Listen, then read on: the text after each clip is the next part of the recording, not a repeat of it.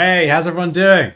How are you? I got a weird error pop up at the start of the stream, as is expected, and it freaked me out a little bit then, but I think we're good. I've just sent her a message, Sir Allington. I don't know what she's doing. She might be doing stuff with the kiddos at the moment, but yeah, I'm sure she will grace us with her presence if she's around. Hey, Paul, Raquel, Dilshan, how you doing? Delia, Moosh. Oh, we've got the regulars in today. Well, let's get some Metallica on. Let's switch it up. Yeah, there we go. There we go. Mazakine, hi all. First time for me. Hey, welcome. I'm going to be doing a bit of design review today, which is going to be really, really fun. I'm looking forward to this. Hey, Rian. Not Rian. I got it right this time. Yeah, it's a catchy tune, that intro, isn't it? I've thought about changing it, but I don't know. I feel like there would be like a visceral reaction. It's just become so synonymous with these streams. Hey, Yusuf, I'm very well, thank you. How are you? Arnett, hello, hello. Mike Phelps, hello, sir. I don't know why I always salute you, Mike, but there you are. Have that. I treated myself to a nice salmon fillet with scrambled eggs. It was delicious. I'm full and happy. Yes, but are you bathed? Have you had a bath yet?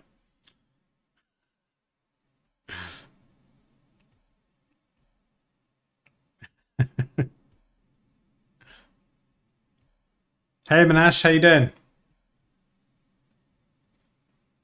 Who ate the pizza today was me. Oh, are you doing keto as well? I've been doing keto for the last 6 weeks, I think. And it's amazing. Like, I'm finally dropping some weight and just feel like really good a lot of the time. Like, not hungry. How long have you been doing keto? I got to ask now. Yeah, it's the theme song, isn't it?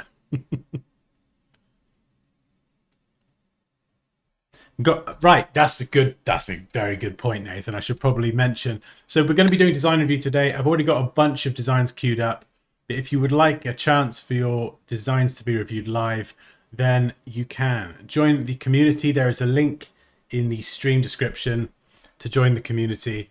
And on the left-hand side, oh, that's right for you, isn't it? Left. On that side of the screen, my right, confusing, there will be a tab called design review. So I'm going to try doing it this way for now.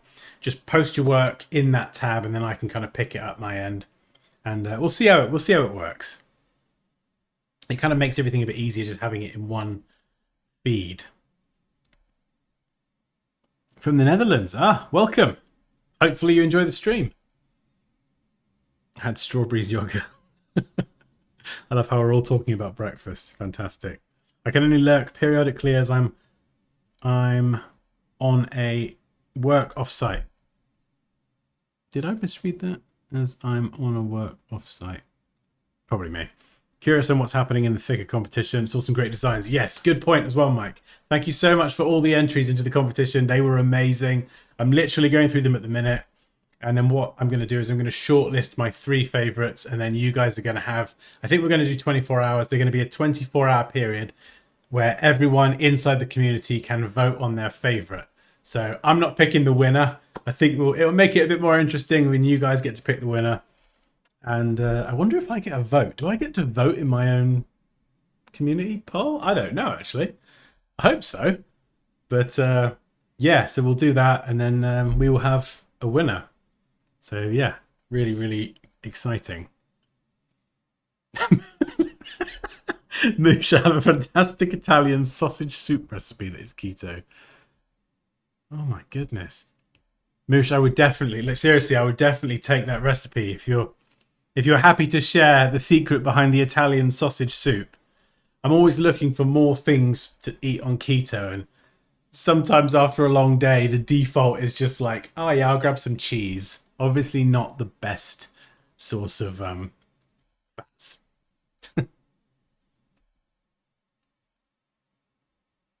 Thank you, sir. I'll get signed up. Fantastic. Awesome. I did carnivore for about 2 weeks. I missed my carbs, so I've gone full keto. Yeah, I guess carnivore is just literally meat, isn't it? Like no carbs at all. At least with like when you're doing keto, you've got your what 50 to 30 grams, so you can play around with it a little bit. There's a bit of wiggle room, you know. I've done keto for about a month. Oh, cool. Okay, yeah. So yeah, similar time to me. Hope the tea is sufficiently away from your MacBook. Yeah, it is.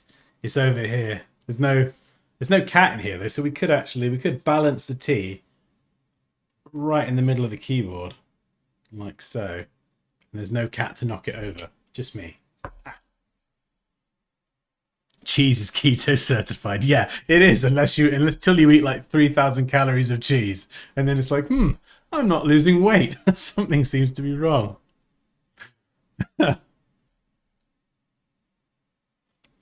Yeah, I'll never learn. There'll always be a hot drink near the computer. I really enjoy your videos, so I'm sure the live will be great too. Sorry if I type things wrong. It's not that. We're going to be doing design review. So at the moment we're talking about keto and soup and all sorts of lovely things, but Rihanna's like, don't. Yeah, I shouldn't tempt fate, should I? Oh, 1 meal a day. Nice. I did that for a little bit. Going back quite a while now, but now I do fasting, so I normally have breakfast. And unless I'm getting up early, normally breakfast is like 12, 1 o'clock in the afternoon. Yeah. I mean, if I did drop the tea into the keyboard again and doing it live, we could all have a good laugh at my expense. Be back to Apple. Yeah, it happened again. Huh. I cut sugar a lot. Just had espresso with a shot of organic half and half. That's keto. Nice.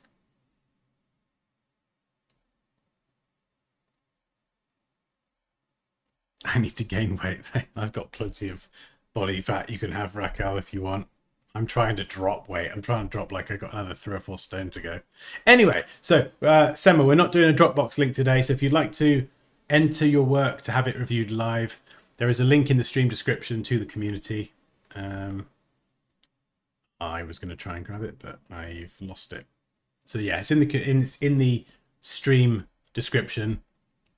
If you sign up to the community, tab on the left, that will enable you to upload your work to the feed, and then it kind of comes through my end. Anyway, let's get in because we've got some really cool designs to go through. Let's change the camera first. That'll be a good start there, Dan. Music back on. Right.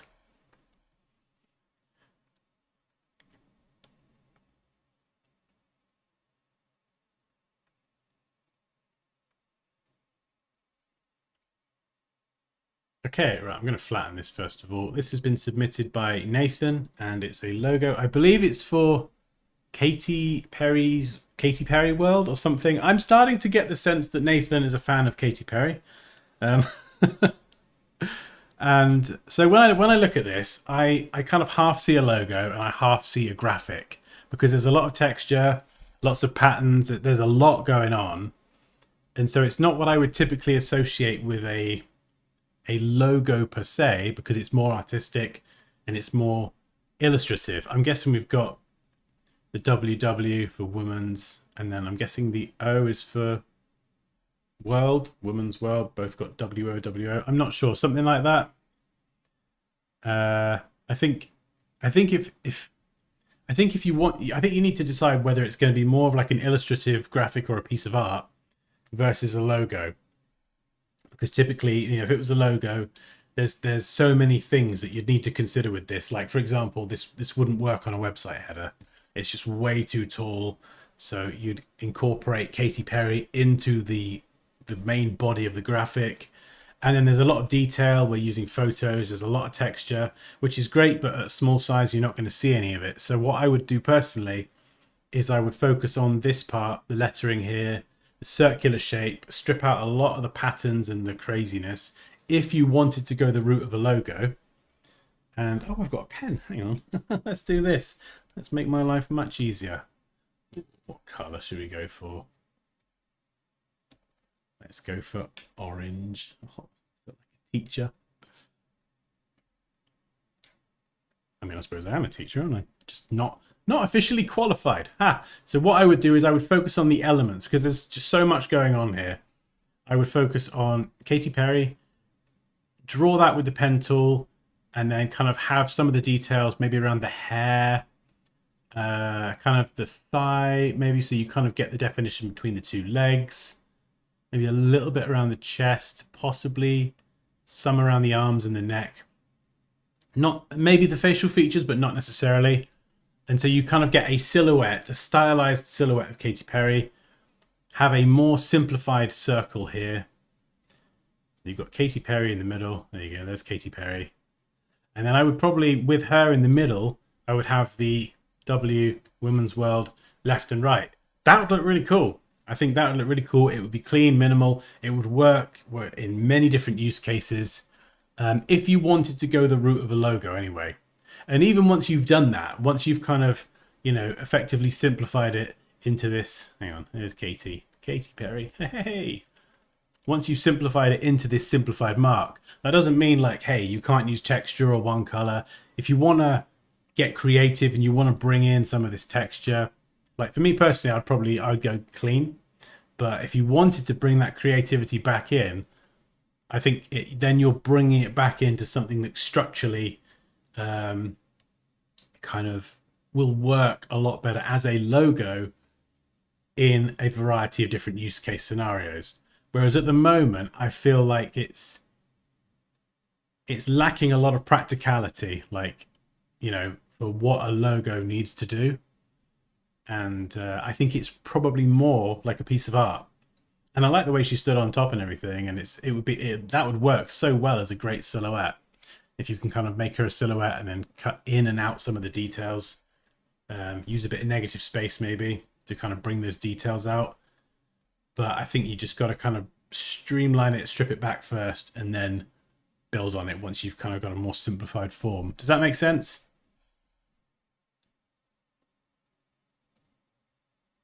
Hey, Jason, good morning from here in the US. What time are you on, Jason? Is it an early one? Oh, yeah, fructose sugar is awful. Sugar generally is just awful stuff.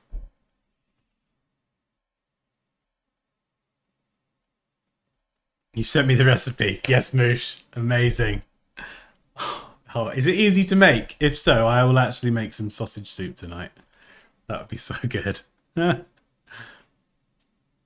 Oh, wait, no, we're having steak, actually. We're having steak. We're already having steak. Oh, I'm going to have to convince Poppy to sack off the steak for sausage soup instead.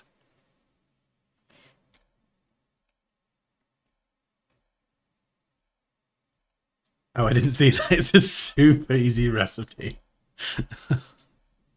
Nice. I appreciate the pun.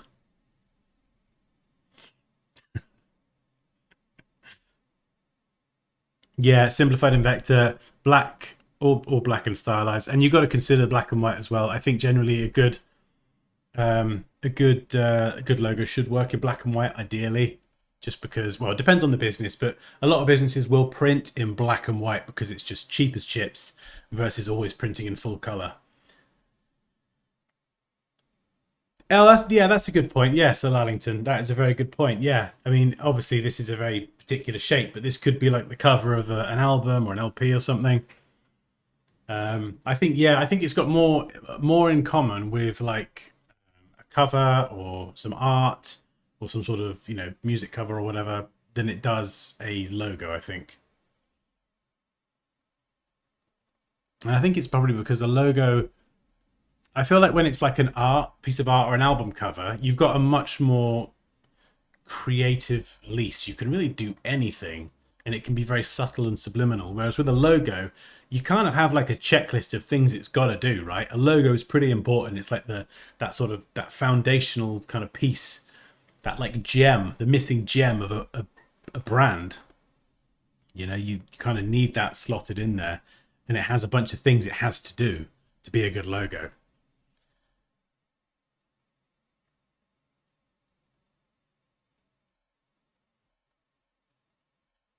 West Coast today in Washington at a workshop.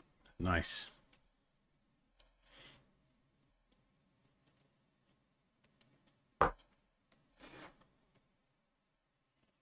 steak sausage soup. You can't beat a meaty sausage. I hate when you order either. I feel like we're all hungry here.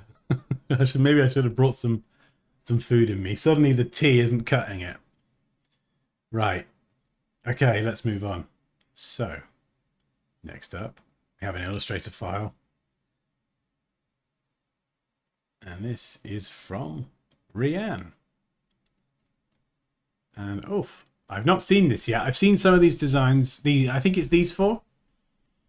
These are probably the four that I've seen. So what have we got? We've got Leaf, nice. We've got an editable font in here somewhere. I'm hoping. No, I don't think so. Rianne, what is the typeface for that lovely lettering there? I think you said you got it from Envato, didn't you? I mean, great platform. Am I right? Like, they're just brilliant. We've got the leaf kind of pattern here. Lisa Ivy's designs. Yeah, so cool. Oh, yeah. Okay. This is exactly what I had in mind, Rianne. Not exactly like this, but just having that flower incorporated into the logo in some way. Oh, yeah, look at these. Super creative. Oh, yeah. Yeah, that was literally what I had in mind. Whether that works or not, I don't know. But that's exactly what I had in mind, like the kind of offshoot. I think it works for the Y. I think the L gets a bit... I don't think that the L... It doesn't do the L any favors. So I'm just going to grab this one quickly, just to it'll play. Yeah, so what I'd probably do is I'll probably... This probably won't work either.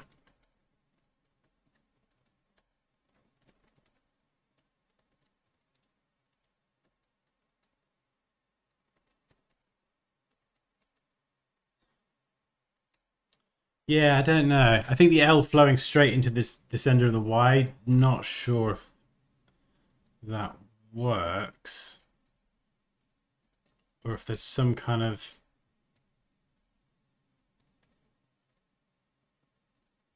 variation that still maintains the L intact. I'm not sure. Or if there's a way to fill that space. If we were to kind of swoosh that in like that. Do you see what I mean? So kind of just to fill that gap. Look at that crap line. Come on, Dan. Jeez. Oh, Illustrator, why aren't you redrawing the line? You. Thank you. We'll smooth that out right now. Yeah, just to kind of fill that space a little bit. And then the L kind of... right. Here we go. Yeah, I'm going to grab this bit.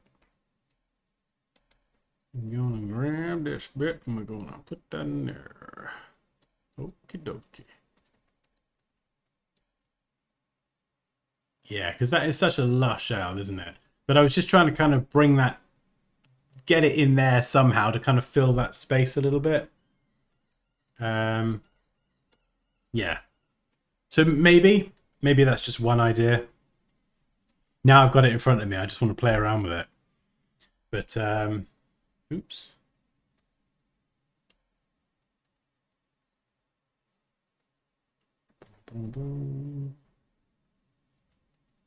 But yeah, there's lots of different versions here. Oh yeah, this is cool. These are so cool. I think probably these ones work a little bit better than the reversed out ones in terms of legibility of the text. Oh, I like that one. That's very creative, that is. Ah.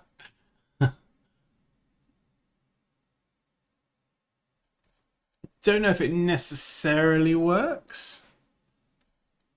Like, because we know it's a leaf, but you kind of or sorry, a piece of ivy, but you kind of, I don't know. I feel like you probably lose that a little bit for someone who's never seen it before. I'll just sling that thing I did over there. Yeah, these ones are super nice. They're real nice. Oh, I see. You've tightened the gap a little bit as well between the A and the I. Yeah. Could even go a pinch closer, maybe? I don't know.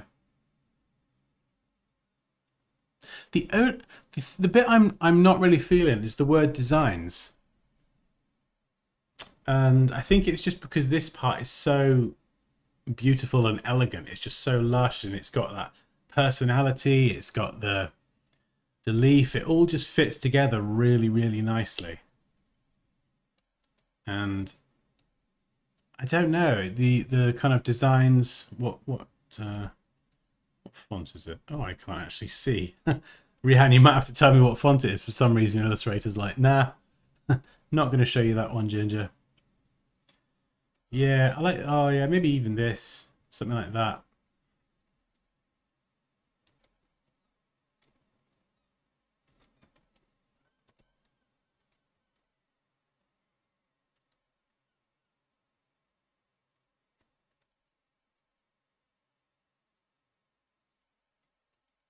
See if I can redraw that. Yeah, that's obviously. Oh, hang on, my pencil tools. That's why my drawing's so awful. Yeah. So you could make it go a bit thinner, but if you wanted like a little bit of a gap, and you wanted it to, let's taper it even more. Taper off to a point, and then kind of just sort of fit it around here, so it's not too close or crashing or anything, but it just kind of sits in there, something like that.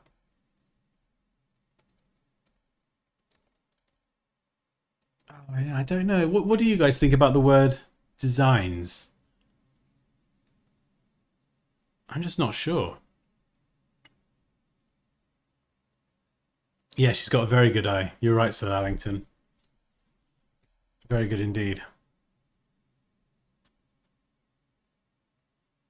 It's nice. It's nice seeing another art board that's just full of tons of variations. It's like a vine. The circle is great. Yeah, the circle does look pretty cute. I know I got rid of it earlier. It does look very nice. And this sort of style logo with that sort of typographic style can look quite smart inside a circle. Sans serif outfit, right, gotcha. The font is Paula Natalie. Oh, okay, thanks, I missed that.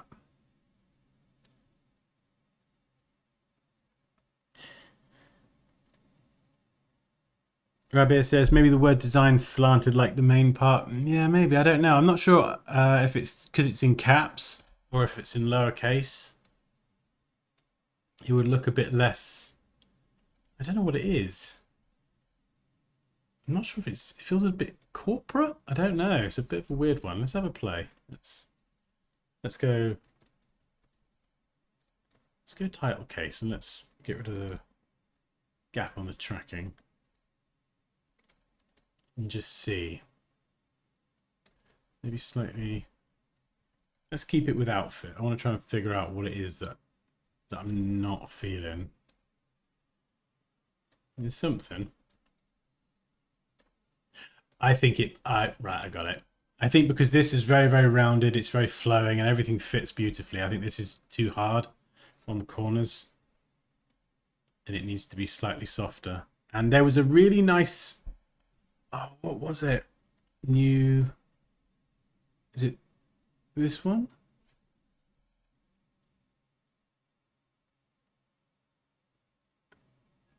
Oh, I can't remember. There was a font that had a nice soft edge. Might be this one.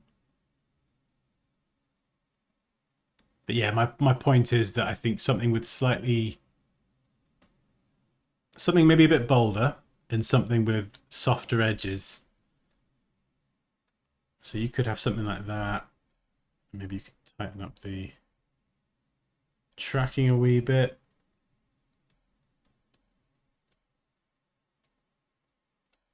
Let's try it in caps as well.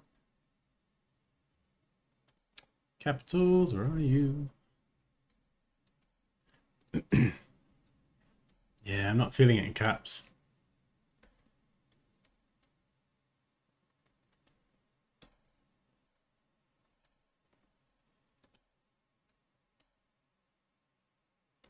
And I'm not saying that that is like necessarily the way to go, but I think for me personally, the takeaway, whether that font, I mean, the takeaway is getting something with slightly softer, rounded corners rather than that sort of uppercase, hard edge, very sort of corporate looking font, I think. Yeah, so this might not be the way to go. And I think, as Rabia said, maybe an italic version. Not sure. The angles might mismatch a bit. But even just like as a base level, I think, yeah, maybe something's not quite right.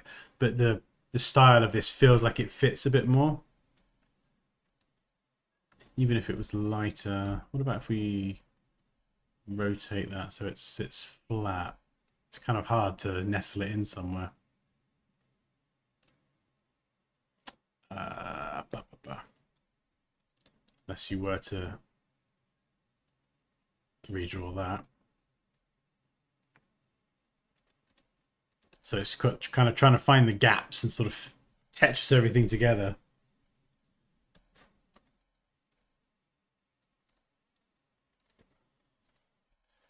Possibly.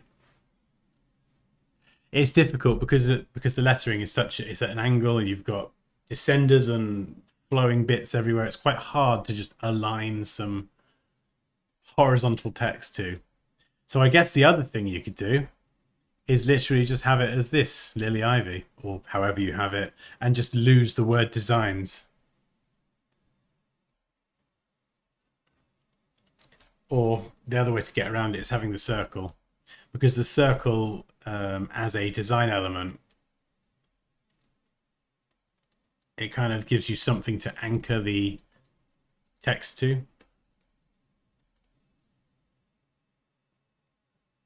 Yeah. So like I say, same feedback, maybe not that font, slightly softer, rounded font, whatever. But at the moment here, it's like trying to anchor this horizontal text to something that's angled, italicized, flowing. You know, there's no clear way to align this. It's very, very tricky. Even aligning this into the center, if I kind of just... Oh, Master of Puppets guitar solo is just absolutely banging. Yeah, so if I kind of align it to the end of the letters, and then you've got this little bit kind of sticking out here, which sort of throws it off. There's no clear baseline, as it's kind of sloping down. And even though I've kind of fitted the word designs in there, it still feels like it doesn't really belong. Whereas when you introduce another shape or some sort of container like this circle, now the relationship isn't between the word designs and that Lisa Ivy logotype. Instead, the relationship is between the word designs and that outer border, that circle. And you get away with it. With the word designs completing the circle in that way, you can kind of get away with it. So maybe something like this with some sort of container might be the way to go.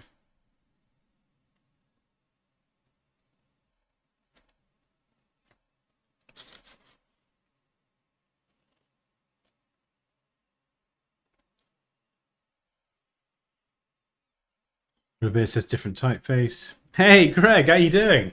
Long time no see, my friend. It needs to tilt the same degree as the rest of the text.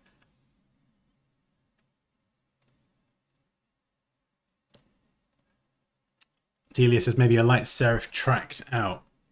Yeah, and I think as well, now we've kind of... I feel like you've got a bit more wiggle room with the font here.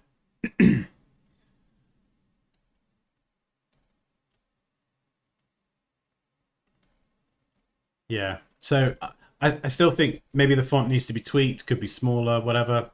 The tracking there is kind of good. You could bring it in. You can do a lot more, I think, but I can honestly say that I prefer something like this to something like this, because the word designs just feels like an afterthought. Like it doesn't really fit anywhere, you know? But it could be a bit smaller. and then bring the circle in.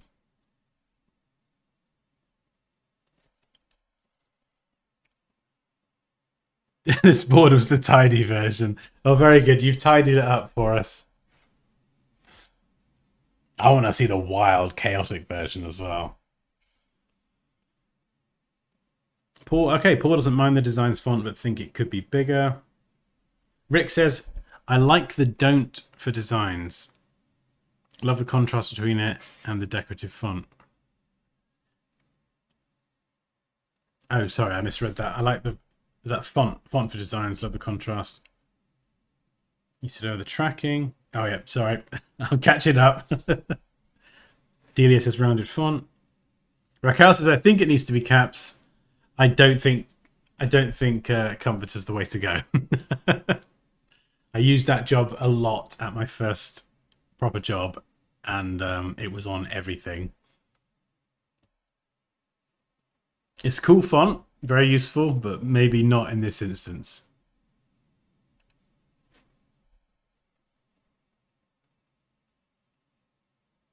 Boom-tasticification, potentially warping the text slightly, maybe a little arc.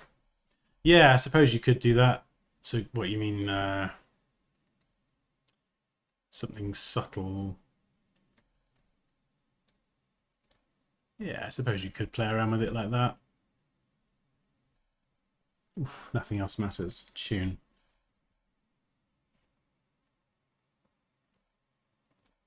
The circle ties it all together. Yeah, that's a really good way of framing it, Jason. Framing it. No pun intended. Oh. 1-1, moosh.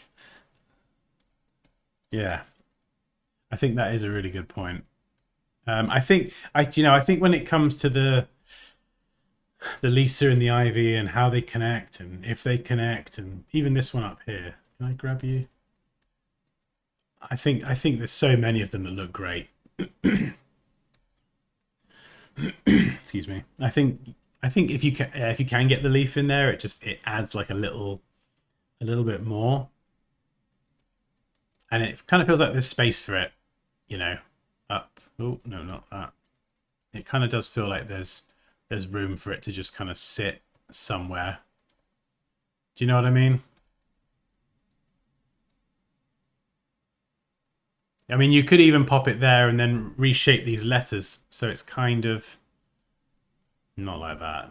Please do it properly. Just take this with a grain of salt. And so it kind of fits that gap. I don't know, maybe not. But there's a ton of these that all look really, really great. I think that's the easy part. I think the tricky bit is if you want to get the word designs in there, getting that in there and doing it in a way that's going to work.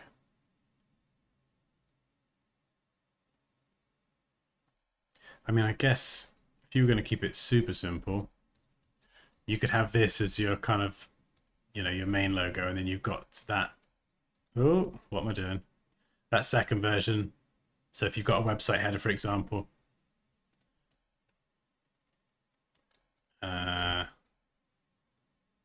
yeah, again, something else to consider, website header. Let's say that's your website header. Are you going to have it on the angle? Or are you going to kind of straighten it out? That would be something to consider. And also, if we're going to go with the circle, more things to consider. And you want the word designs in there. Website header again. Yeah. And this is why it's so important to mock things up, because it's all very well kind of looking at this in isolation. But when you start plonking this on different things, you'll start to see issues that you wouldn't otherwise see. But yeah, I just love it. Super creative. Has that been helpful, Rianne? Hopefully that's helpful.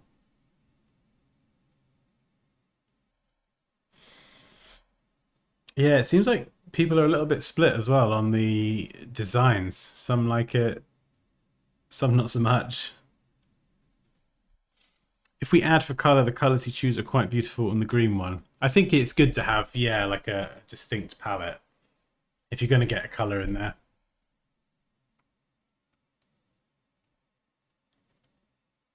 Yeah, really cool.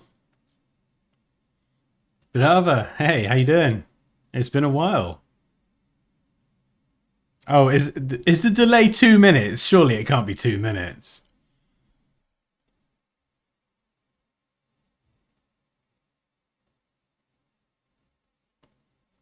Yeah, that's okay. Yeah, if it doesn't need to be there, I mean, of course, it depends on you and what you're doing it for, and you know all that stuff. But if we could drop the word designs and just have this beautiful lettering with an ivy kind of symbol, oh, that would just be it would be great.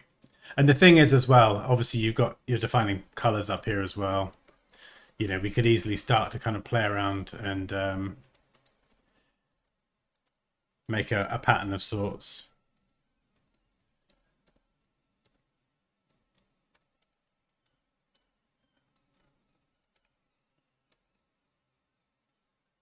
And you could have all sorts of colors, you know. I'm doing this very manually and very quickly, you know, and you could sprinkle in a few bits, randomize, but you've got that kind of symbol that you could use for other brand elements, whether it's packaging, backgrounds, or watermarks.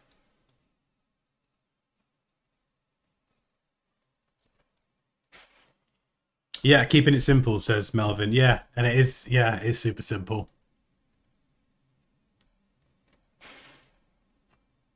Oh, amazing. Fantastic. The first website header is much better. Yeah, I think it would probably work more. Um, this one, it'd fit, but you might need a fallback. So for something like that, oh, it's tricky. You could get rid of the circle to gain more size, but then you're losing the word designs. So all important considerations to happen. Um, Rianne, I've just been like screwing around with this document. Is that okay, or do you want me to? I'll send this back to you if you want, but I've just been kind of playing around and moving things and throwing them all over the place. So just let me know if you want it back. I'll save this anyway. If you want it back, I'll chuck it back to you after the stream.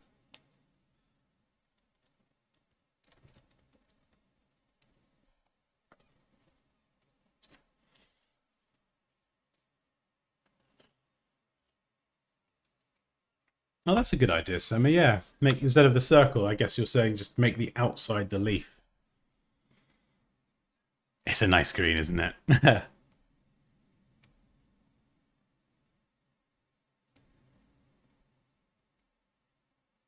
Can you talk about the logo design concept just for 1 or 2 minutes? I mean, I can do. It'd be very speedy. Depends how much detail you'd like me to go into.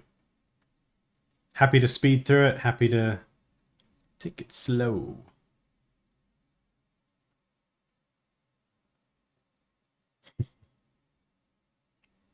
Hey Zakir, how you doing? I'll keep it for when you're famous. Oh, thank you. Sign it, Dansky. Go on then. We'll do a little squiggle.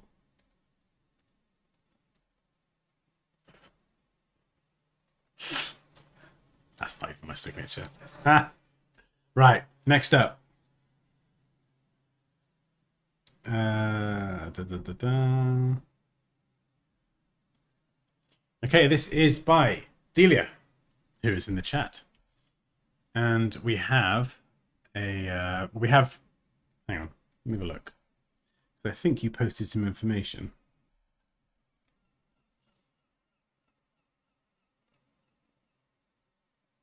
Oh, we've got some more designs coming in as well. Amazing. Okay, I'm working on designs for Hang 10. It's a cool surf company with beach towels, t-shirts, wave boards. I'm designing the stamp, logo, medallion, towels, and boogie boards. Any feedback is greatly appreciated. Cool. I mean, I love that. I don't think I have anything to say on that.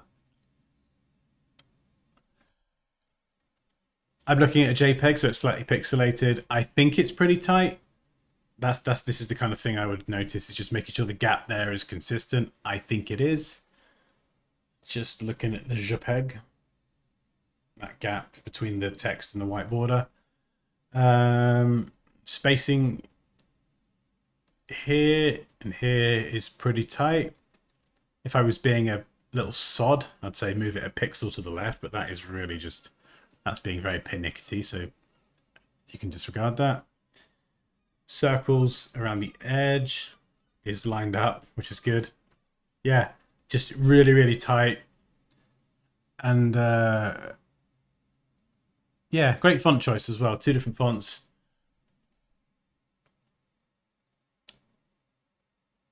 Yeah. Yeah, no, I think that's really cool. I love it. Nothing on that.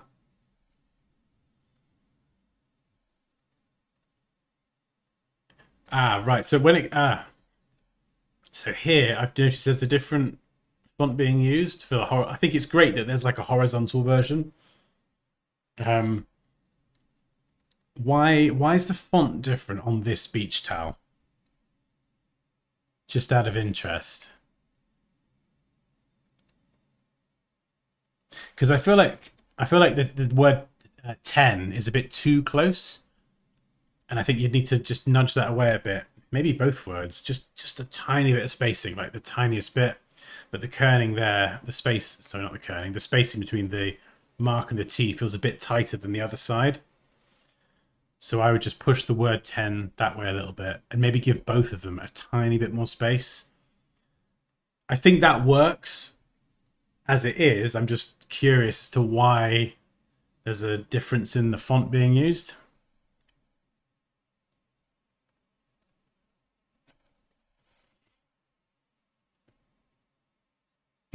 Ariane wants the circular beach towel. Is that a beach towel? The circular one? Because when I was looking at this, I was like, is it like a patch or something? Like that you sew onto something? Or is it actually a circular beach towel? I guess you'd sit in it, wouldn't you? I just can't imagine using a circular towel. Is this the thing? We just have, plain old rectangular towels in our house. We'll get to the boards as well.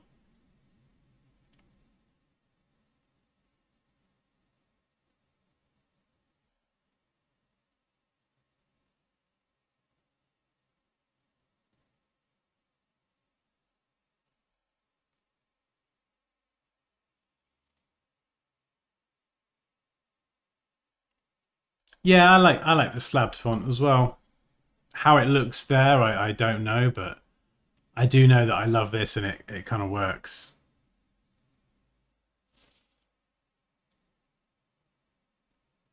Yes, it's a 5 foot round beach towel. Well, there you go, Riam. Get your order in. Yeah, just really cool. Perfect for. I mean, it's a beach towel. You got yellow for the sand, you got blue for the sea, and you got green for, oh, I don't know, algae, coral, any other things that you can generally. It feels a mixture of like aquatic, sea, sun. Really, really good color choices. I've got to be honest, I'm very intrigued about this whole kind of circular towel thing. But even these designs over here, even though this kind of color scheme of the stripes is not my cup of tea personally, I could totally see that being a beach towel. Yeah, just really, really, um, yeah, I could see that working as a beach towel. And it's nice that there's 2 different designs as well, but they both kind of use that same yellow, green, blue, red, blue kind of striped pattern.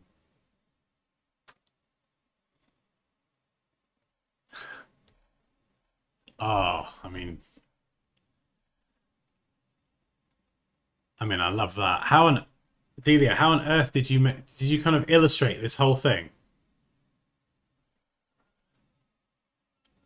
Was that all like the waves and everything, and this was it all kind of drawn from scratch, or how did you create that one? You meant to join when you started, but you fell asleep on the sofa. Not good enough, Poppy. Also, Poppy, we're having sausage soup this evening, courtesy of Moosh. Moosh's secret Italian sausage soup recipe.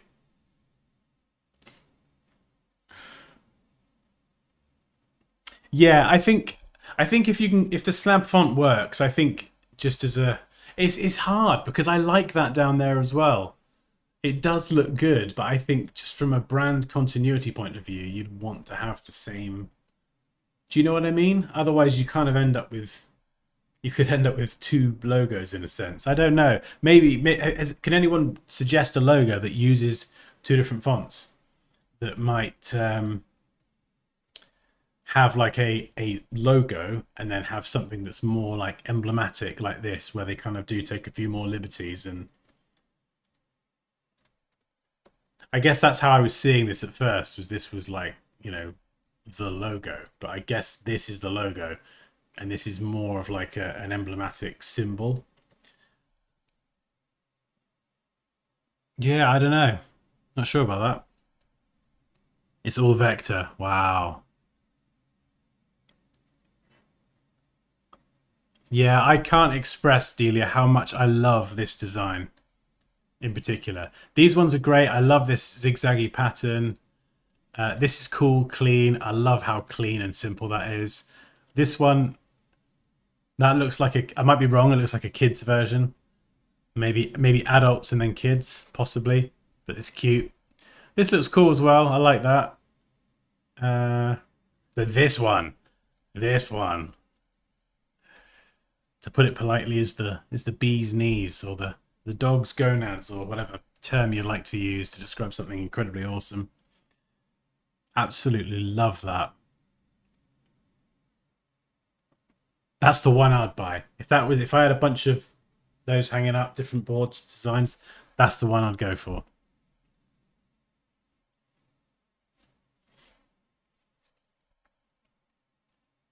Reminds me of when I ordered a beach towel for a bathroom.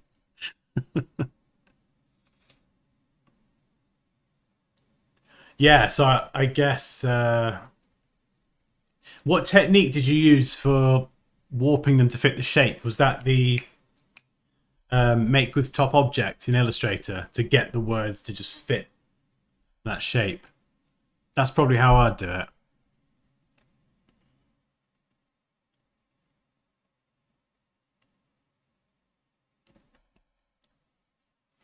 I don't think a patch logo can have other versions.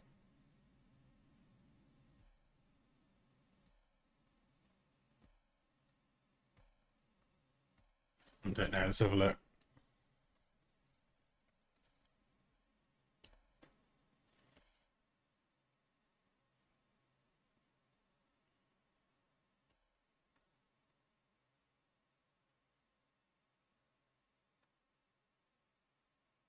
Oh wait, so hang on. I'm confused. So this is their existing logo. That's me critiquing the logo. So right, so this is their existing logo, but it's more the designs of the different elements. Is that right?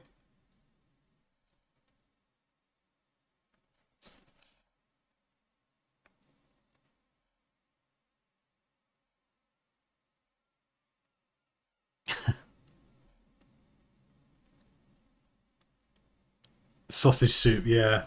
The closest I've had to that is in Poland. They got like a żurek. It's a sausage soup, and I just love it.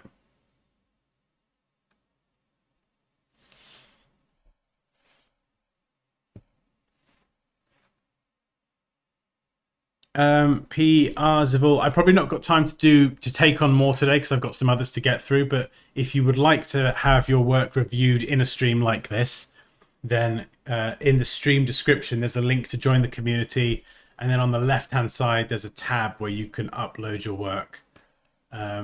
Don't like, I wouldn't say upload any more today, because what I'll do is once the stream's done, like within like a day, I'll get rid of the feed, I'll delete it, and then I'll make a new one for every stream.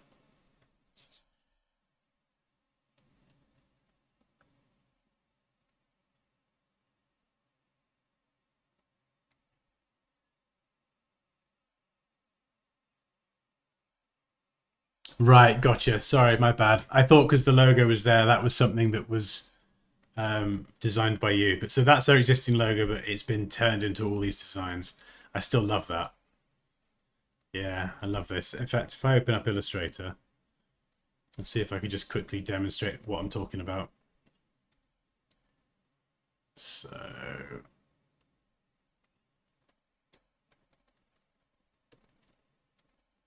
oh, let's type a word.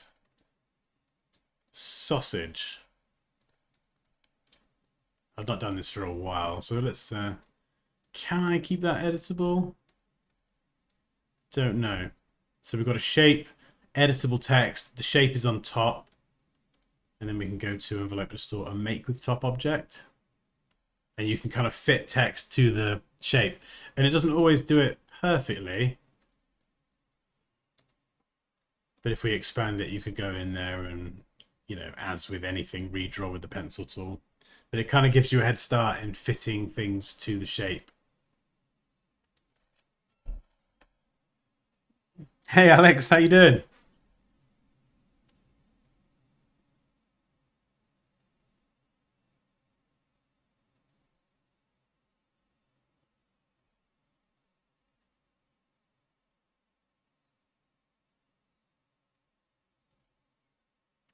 Right. Let's move on.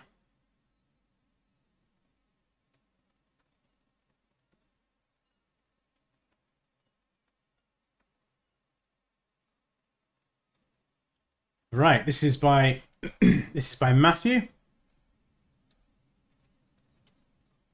Carl Phillips and the Rejects. Bro Who Cried Wolf, Tour Part 2. Nice. So this is a tour lineup for a band or two bands, band and a supporting act, I guess. I love the graphic. I love the graphic, the paint splat, the stylization. Looks very cool.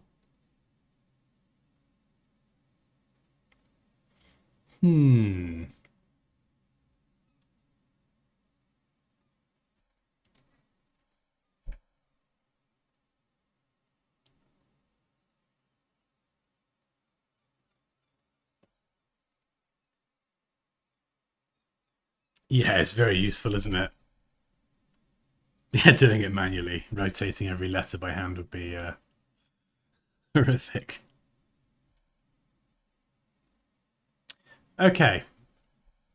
I feel like there's a lot going on, and I feel like there's a lot of chaos that needs some kind of order bringing to it. Particularly down here in the bottom corner. So I'm gonna get me brush out. We're gonna go with sexy green. There we go. So these are the band's logo. I presume two bands, one main headlining, one supporting act. These are the two logos. First thing that I noticed is the spacing's quite tight. Matthew, if you are in the chat, where's this going to be displayed? I can see it's like obviously a lineup thing, but is it going to be printed large? Is it going to be like, where's it going to be displayed? The reason I ask is because is there scope to just give a bit more breathing space? I know sometimes if something's very, very small, you kind of almost want to forego the breathing space to get the thing bigger. YouTube thumbnails are a good example. I love a bit of breathing space, but at a tiny size, it's more important that things stand out. So sometimes I don't always get my own way. But we've got really, that is dangerously tight to the edge there. And then we got it real tight on the bottom as well. This logo is kind of tight here. We've got a bit more spacing over here. And then we've got like a whole kind of big old margin on the left. And I feel like it just needs to be tightened up, spaced apart a bit more, and just have a bit more consistency, perhaps. Down here, I'm really not a fan of this. Everything's horizontal. And then we've just got this random as featured on floating around. I think if you want to do something like that and have this kind of container, this text, sorry, angled, if you don't do it correctly, it can just look floating. It's the same font as all the tour dates and what have you, the locations, and it just looks like it's been kind of slapped there. So if you want to have that sort of style, I would turn it into like a proper, like a label or a badge or something within a container. Maybe style it slightly differently with a different font or in a circle or something. And yeah, I mean, these logos don't make it any easier. I mean, yeah. Let's go back to me green. I mean, these logos are a nightmare to work with. This one's fine. This one's not too bad. This one here, I'm assuming this is one logo. It just is a very odd shape. BBC Music introduces. So we've got BBC, we just got a bunch of logos, and they're all they're all they're all very different. So when you have a cluster of logos, together and you want them to work and look good together, this is something that I have to deal with quite a lot, is you want to either space them apart so they're far enough apart that their differences don't matter and you're not trying to line certain things up. Because if they're butted up against each other like this, you know, immediately the eye is kind of drawn to, oh, well, hang on. This one here is a different size to this one, and this one here doesn't quite line up with that one. And what's this one here, this top one? What is that even aligned to? So I would space things apart. Now, obviously, we're quite tight on space here. So what I'd probably do is I would reserve the bottom for the logos if we could afford that space by being smarter with the top. I'm not sure why there's a gap here. Is it possible to, if there's a reason for a gap here, it's not obvious to me. So my first question is, should it be obvious what the difference is between these gaps, or can we just close that spacing up? And if there does need to be a gap, can we make the spacing consistent? But ideally we can close those up. We can create, we've got Nottingham on its own down the bottom there. That's the month, right? That is the month. Each of those, I just got it. That's the month. I wasn't even getting that personally. Didn't even look at it. I would probably close those gaps up, or label each one, you know, blah blah blah, blah blah blah. So just have the month written so people know. Although if you have the month written, it doesn't really help us with spacing. So I'll be kind of... Do you know what I'd do? What I would do, this is what I'd do. I would close the gaps up. So there's no gaps. We create space, and then I would just label here at the top. I'd go 2024. And then for this side, I'd do 2025. So we have like a clear distinction between the year rather than the month.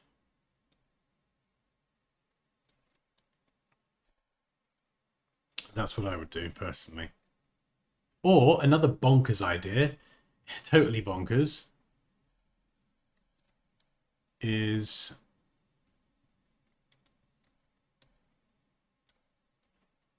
you have your band person playing there. You have the logo one for band 1, band 2. You have your radio logos down here. And then you have the lineup. 2024, 2025, listed in one line. I know, totally different design, but you could split it in half that way, and do it that way. But yeah, I think there's definitely this logo thing's always going to be an issue. So what I would do is I would try and give them as much breathing space as possible. Another thing you can do with logos is put them in a container. So you could, like I was talking about earlier with the kind of relationship with one object to another, because they're all so close to each other, it's easy to focus on why things are and aren't aligned. Whereas, let's just say I were to take all those logos and put them in a container. This is going to be not a very ideal example, but we've got BBC, and then we've got that giant thing and a 1. We've got the other BBC with the 6 and a bunch of other stuff, and then we've got that other logo there. So the point I'm trying to make is, even though these are all 3 different logos, and when they're right next to each other, they all don't work together. If we put them in some sort of container or some sort of surrounding device, like a rectangle or a shape, instead of focusing on the relationship between this one and how the logos don't line up, instead what we're going to do is we're going to look at the boxes, the containers, and go, oh, well, these line up. So suddenly, instead of feeling like just utter chaos in the corner, we've organized them by putting them in boxes or some sort of container device. And so it looks a little bit more organized. Does that make sense? That's a little trick that I do. So you can kind of do that, have some sort of container to kind of bring order to the chaos, or you can space them further apart so the vast differences between them isn't as noticeable.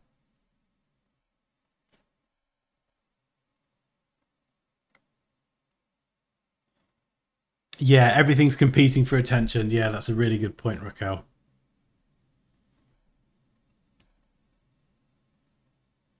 I don't think the flags are needed. No, totally agree with you. Yeah, get rid of the flags.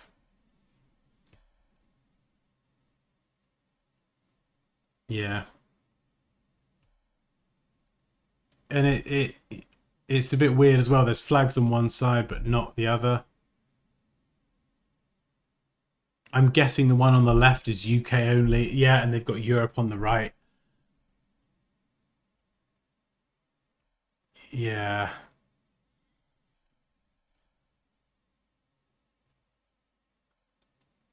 Yeah. I think there's a lot of chaos that needs more consistency and order brought to it, I think.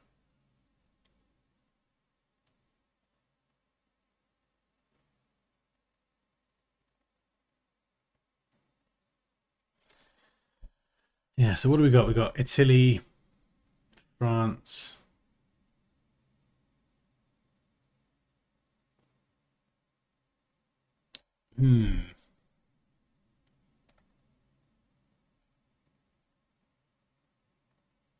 Yeah, I suppose instead of the flag, you could have it written somewhere, but I think you'd need a slightly different layout because I'm guessing this is the venue.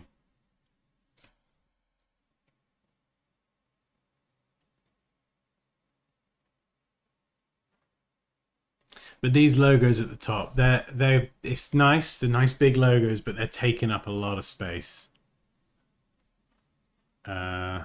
And all of this stuff here.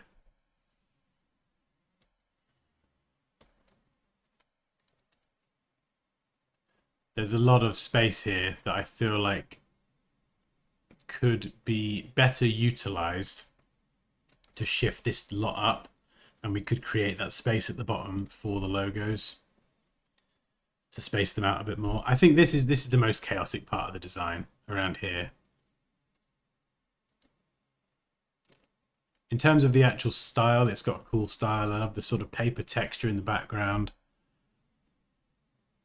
I think the bottom, I think you could probably keep the texture but lighten the background up, just so the black and the red has a bit more contrast, I think.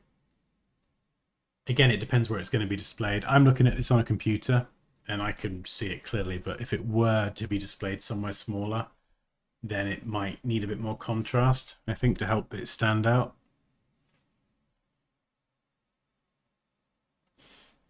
Poppy's not here.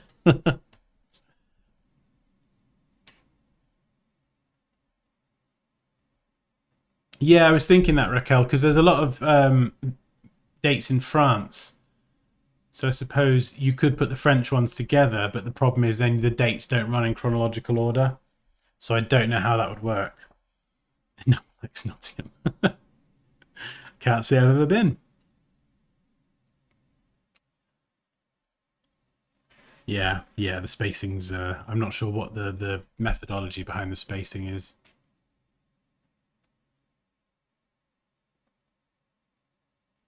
I mean, the thing with the logos as well is, you know, you get given the logos, and you can only do what so much. I mean, if there's a way to lighten that drop shadow, it feels quite harsh and very dark. Like, especially around the Who Cried, it's real dark. And I mean, I don't know if this is possible. If you were going to keep this layout, what I would do is I would shift this guy over here, stick Matey Boy on the right a bit more, maybe move the pattern a bit more so the pattern occupies this space and less of this space, and then have both logos black on this kind of creamy paper texture. Because at the moment, I get why the shadow's there. It's because it's fighting against all of this crazy color behind. And so I would just shift the color to the right-hand side and have a bit more creamy color over here. Oh God, look what I'm doing. I'm totally bastardizing the design. But just so the logos then don't have to fight against the lovely color to stand out. Do you know what I mean? What have I done down here?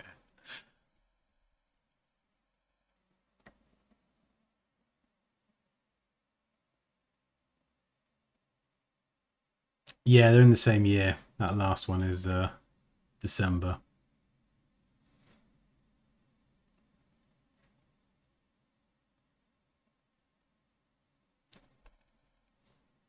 Maybe put 1 to 12 by the rest of December, delete the gaps on the left side. Yeah, we've got to make space to sort those logos out.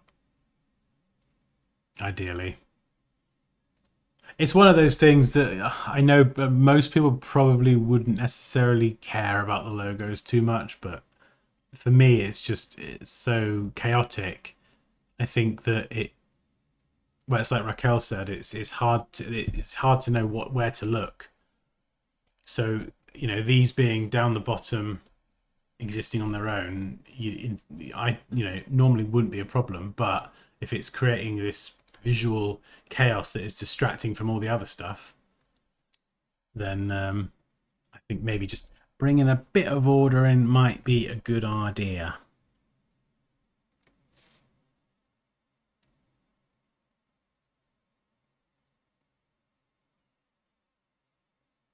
Oh yeah, the naughty corner. Poppy, do you know where the naughty corner is? Haha, such a great name. Yeah, we're not far from Bristol, so Club with no name, the donkey, the hairy dog, the naughty corner.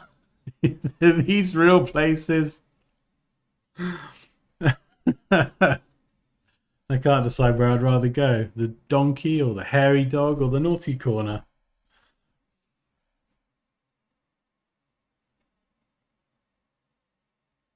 That's a good point, Petco. Yeah, we've got Europe clearly labelled, but we don't have the UK clearly labelled. And so yeah, it does make sense that there'd be some consistency. Or you just, if you were to keep the flags, you get rid of the word Europe, and then you don't need any of it because the flags are there, so it's kind of obvious. Do you know what I mean? People would recognise the flags of their own country. So that's where I would start. Is I'd be looking at, okay, I need to make space. What can I get rid of and add and jig around to create space for this? That's my starting point. I need to make space for these damn logos. Let's Tetris everything around. The creative side of it, yep, cool, great, love it. It would just be jigging things around is what I would be focusing on first.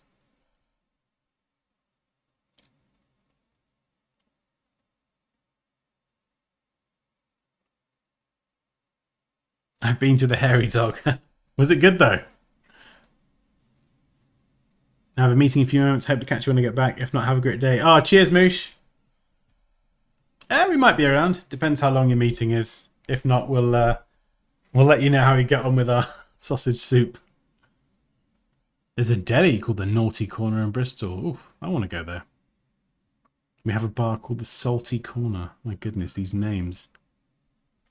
I don't know, Mohammed. I'm not sure what the context is for this. So I'm kind of taking it at face value.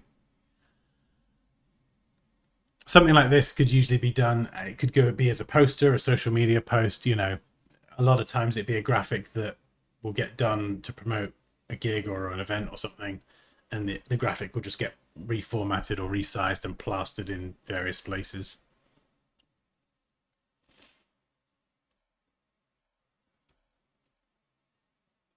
Yeah, that's what I mean, Paul. Yeah, I'm not sure if it's going to be poster, you'd think you'd get a bit more hype, wouldn't you? So that's unfortunately what I would ask. I don't think Matthew's here in the chat right now, but maybe he'll clarify in the community later. In fact, yeah, Matthew, if you do watch this later and you want to clarify a bit more about the poster or the graphic and why it's this particular format, I'd be very, very curious to know. We'll join in the meeting as well. Yeah, Moosh, can you just post an invite? We'll all just join the meeting as well. Is it an interesting meeting? Is it fun? Poppy, you're looking at the deli. Of course you are, aren't you? Yeah, we're not sure, Petco. I think if I had to guess, I'd say social media and print.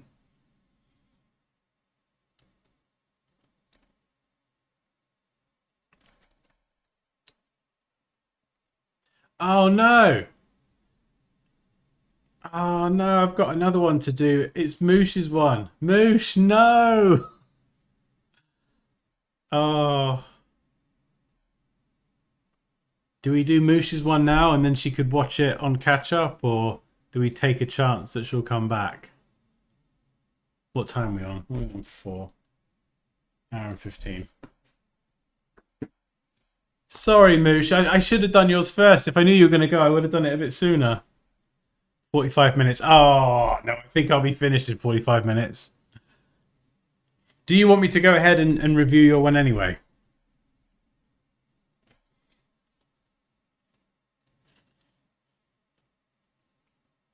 Or we could do it another time. It's up to you.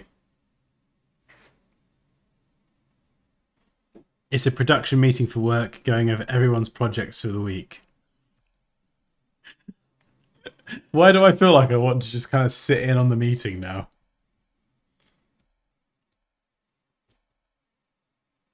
Okay, cool. All right, we'll go ahead and do it anyway, and hopefully it's helpful. So let's whip it up. I mean, I've seen this logo before because I reviewed Michelle's resume, or if you're in the UK, curriculum vitae. I've already said that I love this. I think it's awesome, and I love how it sits as a block. In fact, actually, this is really interesting because we were looking at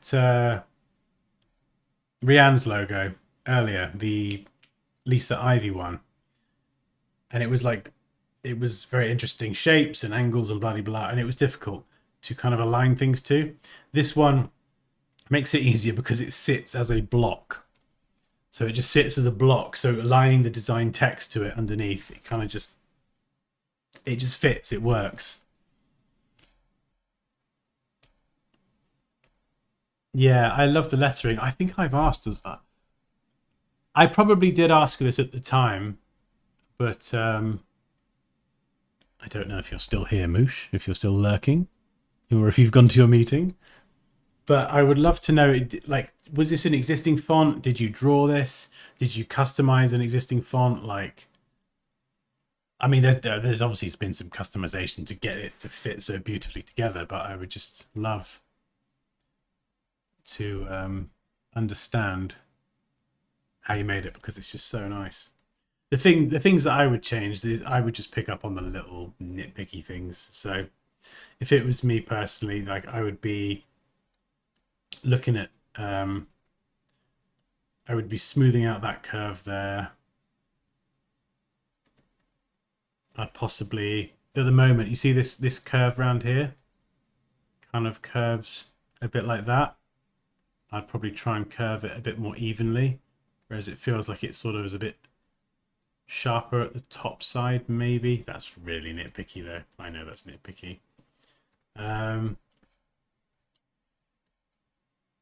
The E feels a bit sharp there. Maybe this could continue and just, oh, hang on, use a thinner brush and just flick up a little bit more.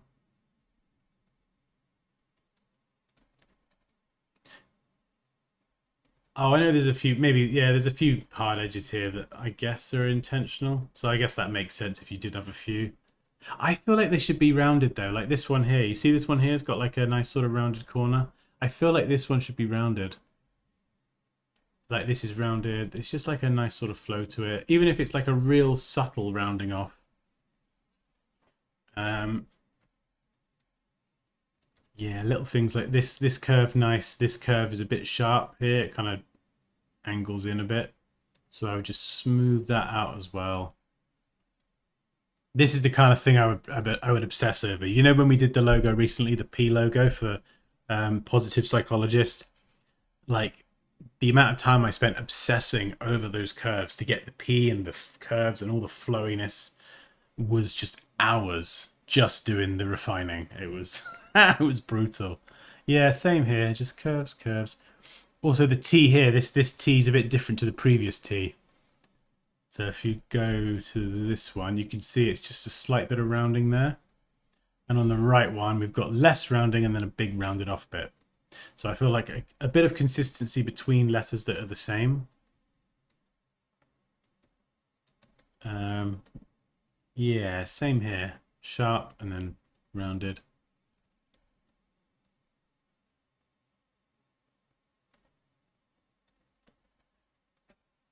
Yeah, like this bit. You see here, this is something that I'm really kind of hot on with my own work, is the sort of curve. So it kind of curves and then it just goes straight. What I would consider doing is having the curve follow through. Does that make sense?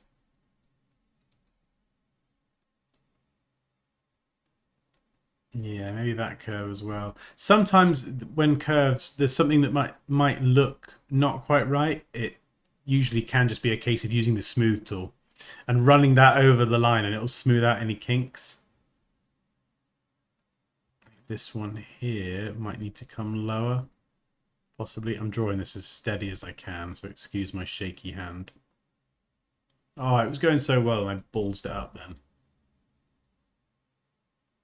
Here we go, that'll have to do. So you just kind of get like a thinner part there and it sort of thickens up.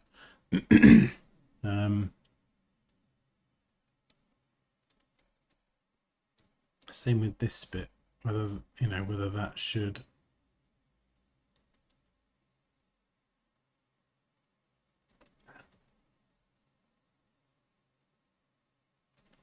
Yeah, I don't know. It's just a little bit more of a curve. It's quite flat, this bit at the minute, so I don't know. But this is one thing I'm noticing as well. I know it's meant to be like a more freehand organic shape, but I think it would benefit from just tightening up some of the details. So this is quite a big curve, and then there's no curve there whatsoever. There's a slight curve here, and then a big curve there. So I think just how certain parts of the lettering is treated would probably benefit from just being treated slightly more consistency. Here I'd probably round that off a little bit more, so it's more in line with the other letters. And a lot of these changes are really subtle, but this is just my honest opinion. This is what I would do personally. Yeah, this curve here.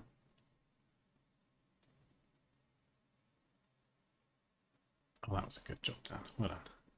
Yeah, just extend that out a bit more.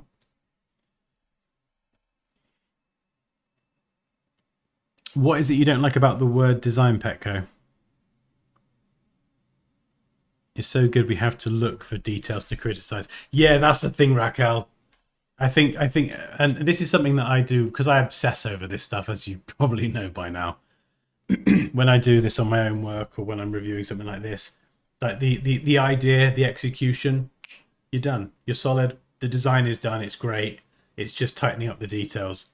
And I went through the same thing when I did that P logo recently. I spent ages refining a version and I got it exactly right. But I'd messed around with it so much that it was just like, I've got the design. It looks exactly how I want it to look. But I've got to recreate it from scratch. I'm going to recreate it from scratch, and I'm going to use clean curves and use a bunch of different techniques rather than just doing it all by eye and pencil tool and smooth tooling it, because it looked good visually, but there were loads of little imperfections and the things that I'm kind of picking up now, with especially with some of the curves, you know, the real subtle stuff like this that I noticed in the design because I freehanded it. So once I had the concept down and I was like, yeah, this is good to go, that was when I was like, I'm just going to recreate it. I'm going to use the ellipse tool, the arc tool, the line tool, maybe a bit of pen tool. And I'm going to use tools that are best suited to recreate those same lines and shapes, but do it better, more consistently. Do you know what I mean? So I did actually just recreate the whole logo from scratch using different techniques, knowing exactly what the final design was going to be. With the E here, I just love, I'd love for this width to be consistent all the way around. So for the E to just fit perfectly into the H. I love the way that fits in there. Obviously that's a terrible line, but I love the way that slots in there. It's so good. And the same with this E. I don't know if this is possible as well. If it's possible to bring the M and the I down a bit, maybe, or bring the E up. I don't know. So that kind of the thing wraps around here. Like, do you know what I mean?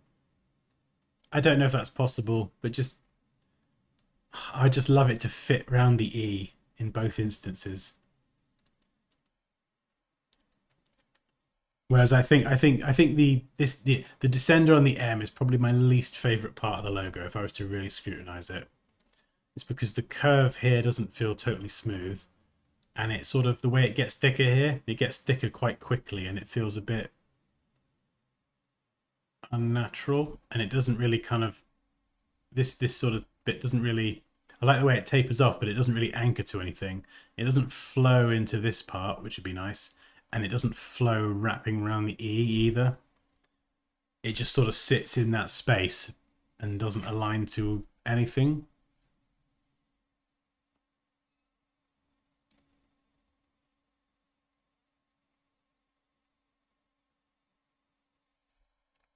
Yeah, like this one as well. You could, I mean, you could bring this up so it slots around the letter C. I suppose if you could slot everything with the spacing, like in the Z or the Z as well. You see there? If you could get, this is the kind of thing that would drive me insane, right? Is the spacing. I'd have to have that spacing perfectly consistent width all the way through. Unless it's something like this, you know, because this, you could get away with this because it tapers at a consistent amount. So if I just draw a shape, using as steady as hand as I can. This one you probably get away with a bit more because it feels like an intentional kind of widening, tapering to that fine point.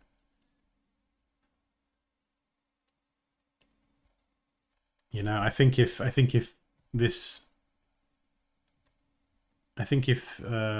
do I think?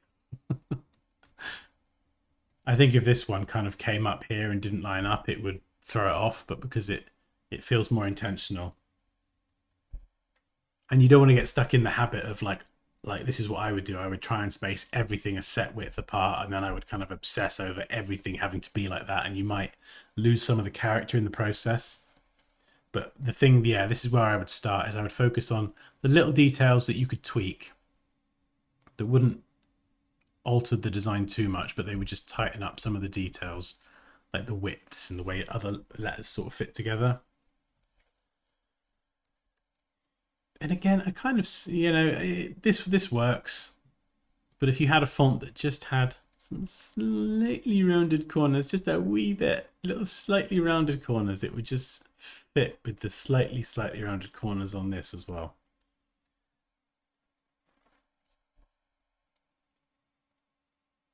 But yeah, I mean that's hard.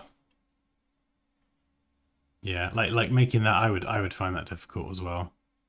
And there's probably a lot of oh, I love this as well. The way the kind of detail on the M, she's added an ear to the M, which kind of doubles up as the eye, which is very clever indeed. But there's yeah, I mean, for me as a non-typographer, like I've got some typography experience, but there's probably a lot of nuance in here to drawing your own custom letters that I wouldn't know or would understand, and I would make lots of typographical mistakes. But so this is just me looking at it as just, you know, not as a typographer, just as a designer, someone who designs logos and other things, kind of focusing on the details, that the things that just stand out to me. Gut instinct says like these things just could be like a little bit tighter. Yeah, even on the eye here, let's rotate that around. So it kind of smooth curve, and then it sort of flattens a bit too much at the bottom. Whereas I would just kind of just keep that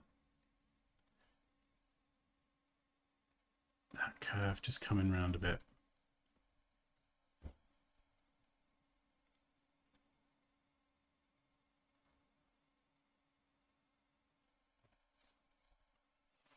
I keep trying to move the artboard and then remember I'm watching dance. Sorry.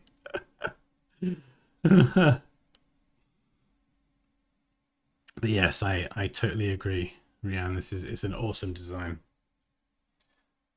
And hopefully me nitpicking for 10 minutes was helpful. Right, let's get to the rest of it now. Yeah, and this is why I love it as well. It's very clever because it can double up like another version of the design, like an alternate version that would be perfect for a website or a more horizontal format. You've got the submarks over here. I'm not a fan of the MT, if I'm honest. Again, I think it's the M. I think that could work. Same as this one. I think I like just the M. If I had to pick one, I'd pick the M on its own. But same feedback about the kind of the thickness here. Ooh. Oh no, what you doing, Dan? Calm down. Same feedback here, and then the curve and everything. I think this can definitely work.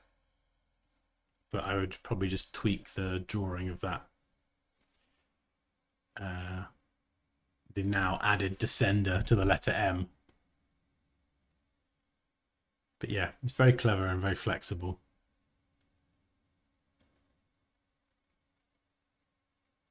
Is that a bevel effect? Oh, that takes me back to 2000s there. This is one of my favorite parts that isn't the logo. Is I love these illustrations. I absolutely love these. They're so cool. I'm guessing it's meant to be like a cat or something. Creating badass design. Yeah.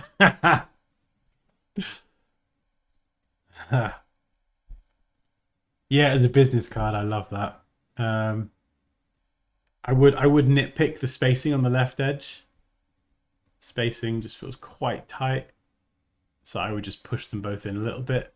And if you could make the logo maybe a bit smaller, you'd be able to squeeze more size out of your contact info, which arguably is the more important bit, as long as that's still clear. In fact, you could even... Let's get a different color. Let's get red. Not because it's bad, just red to contrast. You could move the logo up here into like a smaller space, and then this kind of text here could sort of run under it, and you could get a bit more size out of it. It depends. I would print it out at 100%, see how it fits, and if the text... Not everyone's got great eyesight, so I just check that the sizing there is legible at that sort of size. Love the illustration. And this is what I was talking about earlier, Rianne, when it comes to the ivy mark and being a pattern. So Musha's got this kind of these assets from that pattern. Just some other kind of visual iconography or shapes and whatever that relates to the brand that you can then use in various places. Yeah, and it's got a clear style as well. Yeah, so the style here does feel very intentionally imperfect, you know? And I think that kind of matches the style of the illustration. I just love that. Creating badass design. So good.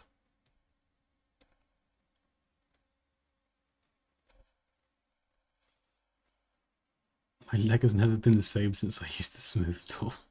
What?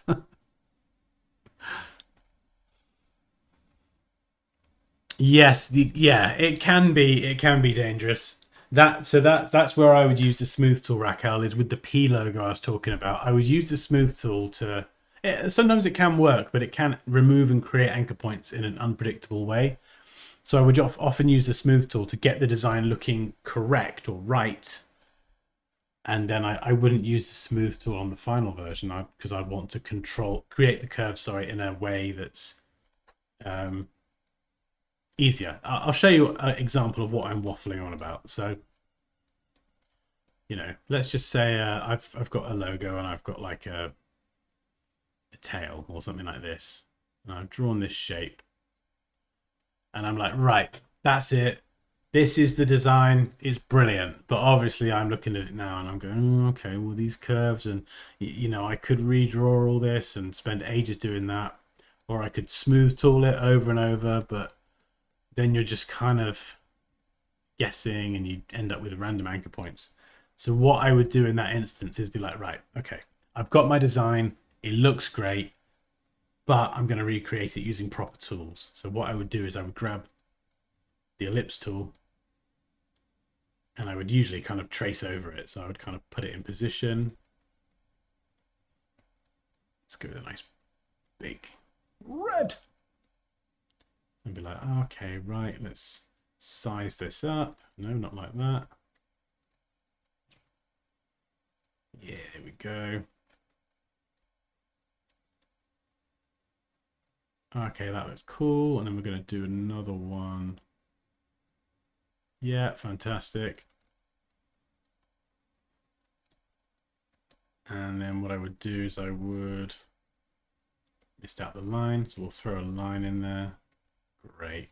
So we're just using shapes and basic lines. And then with the shape border tool, I could hold down Alt or Option and click and drag through. And it leaves me with that one piece.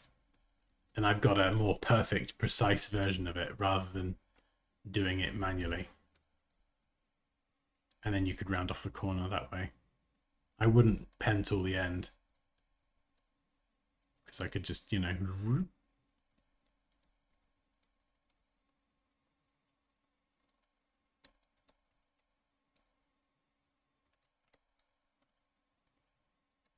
So that's how I would go and recreate something with kind of smoother, more consistent curves.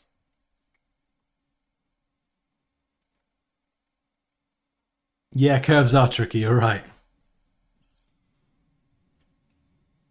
And I think that's kind of I don't know, maybe it's just me or maybe it's something that some people see things differently to others, but I think I've got quite a good eye for spotting when things aren't quite right. And I'll just look at something and something will feel off, and sometimes I can't put my finger on what it is. Yeah, exactly. Yeah, you learn all this as the years go by. Yeah, you do. Yeah, I am being obsessed. But there's an amazing quote. There's an amazing quote I love. It's obsessed is a word the lazy use to describe the dedicated. I love that. I'm not obsessed, I'm just dedicated. And yeah, no, I am obsessed actually, you're right. Yeah, that's a good point. Those little details are the difference between amateurs and pros. Yeah.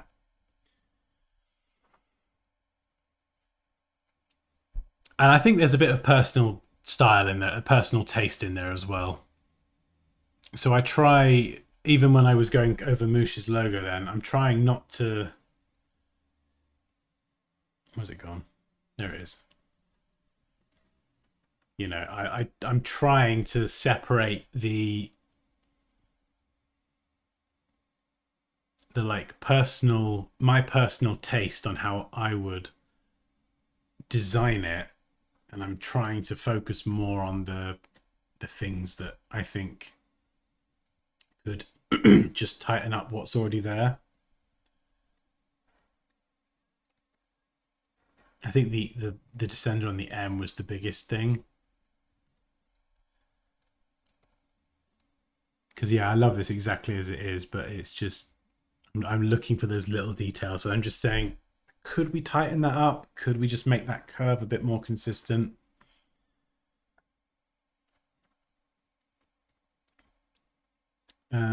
Oh, yeah, that's it. We got the pattern there as well, which is cool. And it works in one color, which is great for if you need a single color print. Hello, it's me.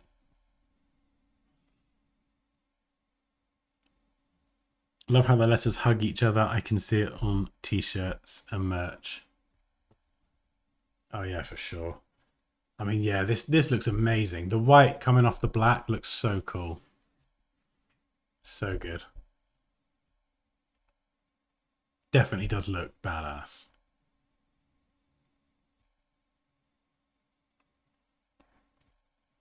Badass cat. Yeah, good point. I didn't really mention the colors as well. Yeah, the purple, green, and the sort of blue teal color. Yeah, they do. They work really well together. Yeah, I'm pretty sure. I think if I remember rightly, Moosh had patterns on her. She did something similar for her Ficker entry as well. So there was the logo, and I think there was a pattern as well. And so when I saw this, I was like, oh, okay, she's clearly got an eye and an affinity for coming up with these patterns that have like a lot of character and personality to them.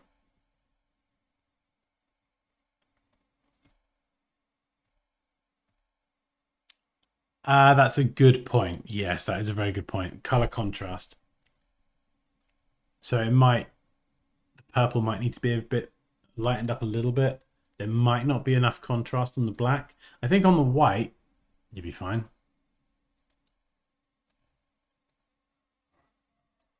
Yeah. Again, it depends where it's going to be used.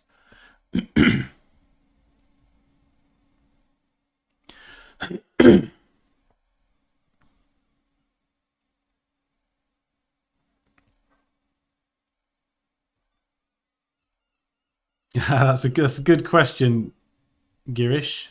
Hopefully, I'm pronouncing your name correctly. I have a habit of pronouncing names terribly. Many designers have a signature style of design with which they generally identify themselves. How do they choose and decide such a kind of style? Because I'm the wrong person to ask, because I don't think I have a style, because I do so many things. I just like designing everything, and experimenting with different styles. I know what you mean, though. Some people will have this style and it'll be their style, and all their work will be in that style, and their Instagram page will be so consistent and it'll be a beautiful style. And I've always, I always wanted a style. I was like, oh, I wish I had a consistent style. But I'm not consistent. There's nothing about me that's remotely consistent. I literally love designing everything, from photo manipulation to logos to After Effects animations to 3D to all sorts of stuff. So I don't really, I don't have a consistent anything. Yeah, I mean, I guess you could say some of my photo manipulations consistent, or I guess my logo design style could be consistent, but I just love doing it all, and I love teaching it all as well, which is kind of what I do. But I think to try and provide a more useful answer, how do you choose and decide such a style? I think you should do what you want to do and what feels right. So if you have a style that you gravitate to more, like with my logos, like I say, I don't have a style, but I'm always going for clean lines, geometric shapes where possible. Um, yeah, just very smart and very professional. My logos typically don't have this sort of the character like Moosh has in her style. So, like, I can do that, but it isn't my natural style. I think I'm probably better suited to sort of more corporate kind of design, possibly. But Yeah, like I mean, Moosh's style here with these patterns and the flowing text and the customized text kind of reminds me of some of what I've seen about Abby Connick's work. She's got this, her style has this ability to have a lot of personality in the patterns, the illustrations, the icons, the lettering, and that's not my style at all. So I think I think sometimes when you design and you just work on different things and do different types of design, you'll naturally gravitate towards a certain thing, or you might find yourself doing a style over and over again, or just look up other designers' work and see whose work you like the most, and then maybe develop your own style if you want to develop your own style. For me personally, I just find having my own style limits me. It puts me in a box of this is my style. And I like to be able to make everything. Yeah, I think explore. If you say you're exploring, hey, explore and just enjoy the journey.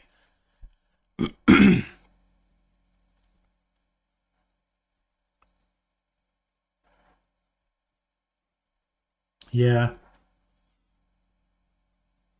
Or just, if you're, I don't know how long you've, like, how far you are in your education or your career, or excuse me, but if you're still exploring, I would say honestly, don't even worry about style. Just explore.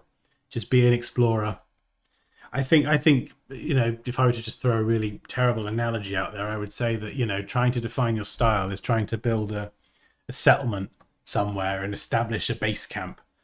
But at the moment you're exploring, so why would you establish a base camp when you haven't finished exploring yet? So I would just try and keep exploring, and then if you feel like, okay, yeah, I'm doing this a lot and I enjoy doing this, then start to define a style. But even once you've got a style, still kind of try and push that style as far as you can and be as creative as you can within that, so you don't kind of just stagnate and have that same style, which could get quite boring, personally. I was thinking more for you, like it might get boring doing the same thing.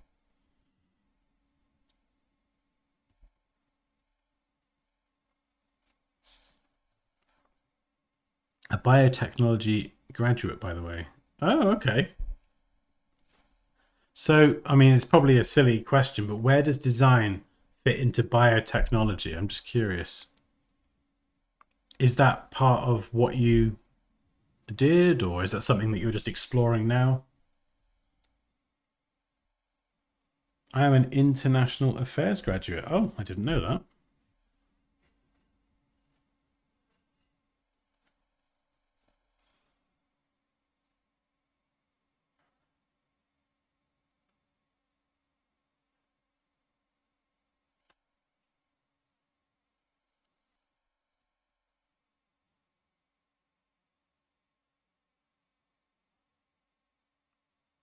I think clean geometric, very precise stuff. Yeah, I think if I had to describe it, you're probably right, Dilshan. Obsessive. Clean geometric, precise, and utterly obsessive. That's my style. Detail obsessed. Different way of thinking about it, I suppose. Yeah, you're probably right, Rianne. I think it's easier for other people to see our own style. Yeah, I guess. Yeah. To be honest, I don't really stop to think about it, I suppose. I just kind of get the urge to make something.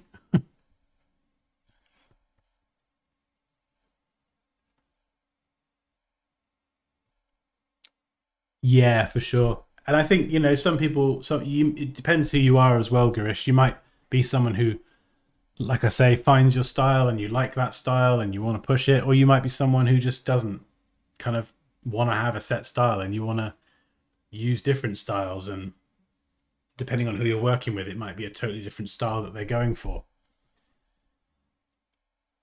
I'm a pond villain. A pond villain in a bath.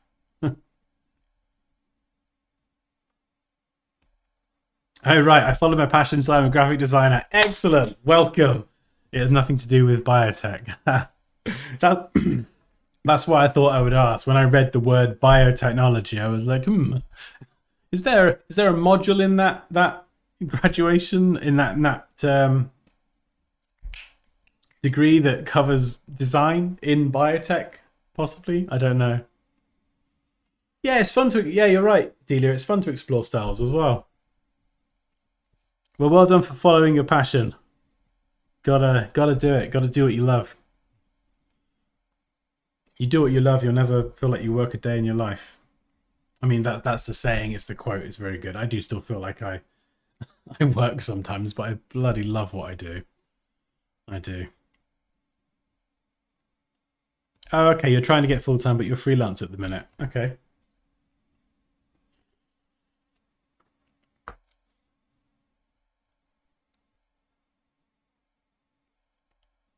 Oh, just before we carry on, so if anyone would like to join the community, and basically in the community you can submit designs to be reviewed on these streams, or just hang out and chat. We're a lovely bunch, and we're usually around. I'm usually around lurking somewhere. So there's a link in the stream description if you would like to join the community, and it's free. So although if you enroll in one of my courses, you get access to obviously the course and the members area, and there's some member specific bits that only members can access in the community. And if you're enjoying this, and hopefully you are, and you'd like to enroll in my Adobe Illustrator Masterclass, Dan's always scrolling around fonts. I do. I spend far too long scrolling fonts. If you'd like to enroll in my Adobe Illustrator Masterclass, it's a full course that will take you from a complete beginner installing Illustrator for the first time through to learning loads of crazy stuff, advanced techniques, just 70 plus tools, just so much stuff that took me like over a decade to learn. Like it took me so long to learn everything that's in this course. So if you are early in your career or you're a student and you just want to just learn Illustrator as quick as possible in like about 7 hours, with 7 hours of video and 74 lessons, I think. Like, I mean, obviously I'm going to recommend it, but I really do recommend it because you'll just be able to learn Illustrator like that, and then you'll be able to get on and actually start creating stuff. Because like learning is fun, but there's no point taking like 2 or 3 years, 4 years, 5 years learning stuff that I can teach you in 7 hours. Like please consider it, not just for me, but like for you and your journey as a creative. So if you are interested, did I post the link? I don't think I did. I was too busy waffling on. If you are interested in learning Illustrator or having a career as a designer, I cannot recommend this enough. And I'm not just saying that because it's my course. Like even if you don't enroll in this course, just take a course, something structured that will get you from A to Z as quick as possible so you can just get stuck into actually making stuff. But there's a link to my course, and there is also a link. If you sign up to my mailing list, I don't send emails barely ever, but if you do sign up there, you'll get emailed a code for 15% off the course as well. So yes, there is my course. I got one segue in there. I didn't even ding the bell. Where's the bell gone? Oh, there it is. Oh, sorry guys, I forgot the bell. There we go.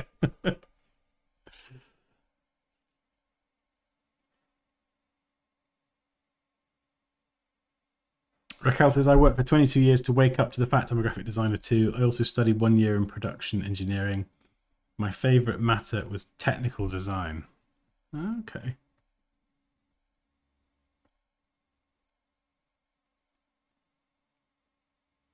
500 members. It's growing, isn't it? There's a few of us. Oh, wait, hang on. Almost, yeah, almost. 474.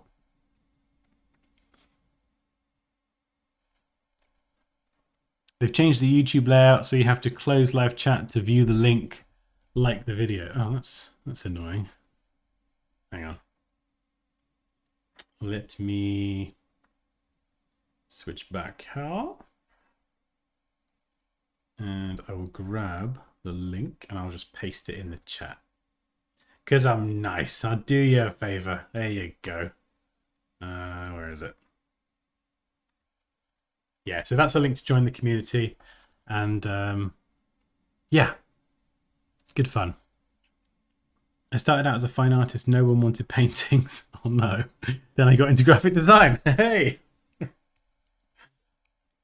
Have you got any paintings, Delia? Like, if you want to throw some in the chat in the community, I'd love to have a look. Frankly speaking, Dan, personality and looks wise, you would be a perfect fit for a role of some prominent character in the series Vikings. Yes! I'll take that. I'll take that. Thank you very much. I like that. You're my new best friend now. Yeah, no, I think I've definitely got. I think the ginger hair and the beard and everything, and the tattoos. There's definitely like that Viking aesthetic going on, isn't there? In fact, I think no, it's all of it. My entire left. You obviously can't see it, but my whole left arm is Viking themed anyway. So she's back. She's back. 45. Oh wow. Oh my goodness. It has been for nearly 45 minutes. Wow, that went quick. Excellent. Well, hopefully you enjoy the 20-25 minutes of me waffling on about your work. Hopefully it's helpful anyway. Yeah, the takeaway. I mean, you could probably guess, Moosh, what I said. Love it, and then nitpicked at like every minor detail I could find to like an obsessive level.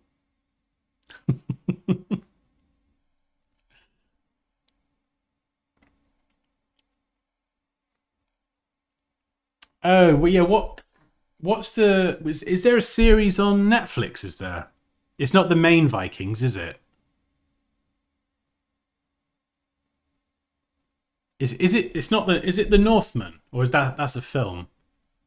I heard a friend told me that the Northman wasn't as good as they expected. Is there a Viking series on Netflix? Oh yeah. Oh, what? It's not. It's no good. I totally forgot about that. I mean, it's going to be such a Vikings was so good with like Ragnar and Floki and Ivar. It's like and Lagertha. It's like how do you follow that? You know, 5, 6, however many seasons of getting to know and love these characters. That was always going to be a tough one to follow. Yeah, that's basically the TLDR, Raquel. All the curves were scrutinized.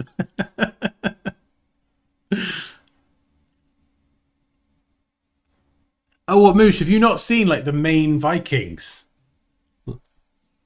Oh, I mean, if it's if you get on with it, it's a great series. So good.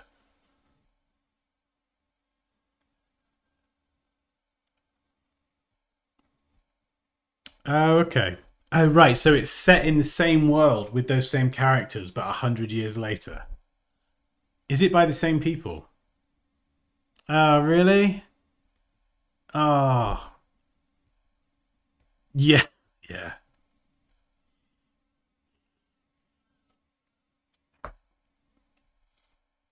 Oh man, yeah. God, I'd love to go and watch Vikings again, like right from the beginning.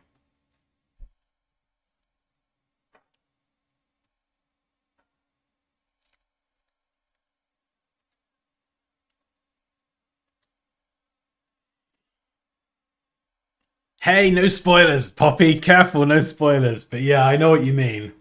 I know what you mean. Oh yeah, there's so many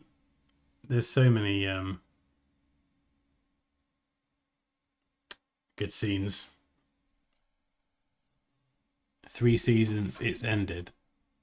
Oh, what is that? The new one. The new one's got 3 seasons, and then they've stopped it after that.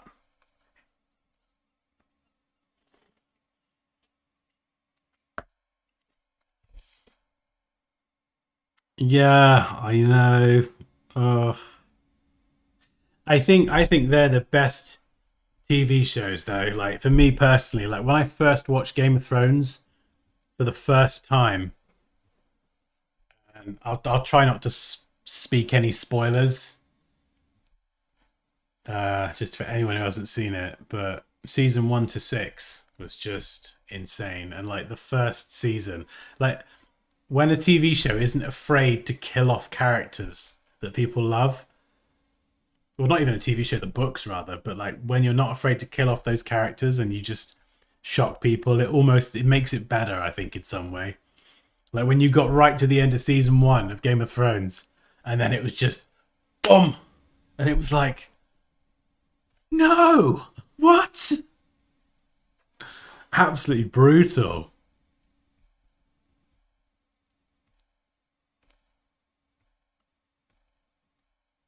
Oh, did you? Yeah. Oh, yeah.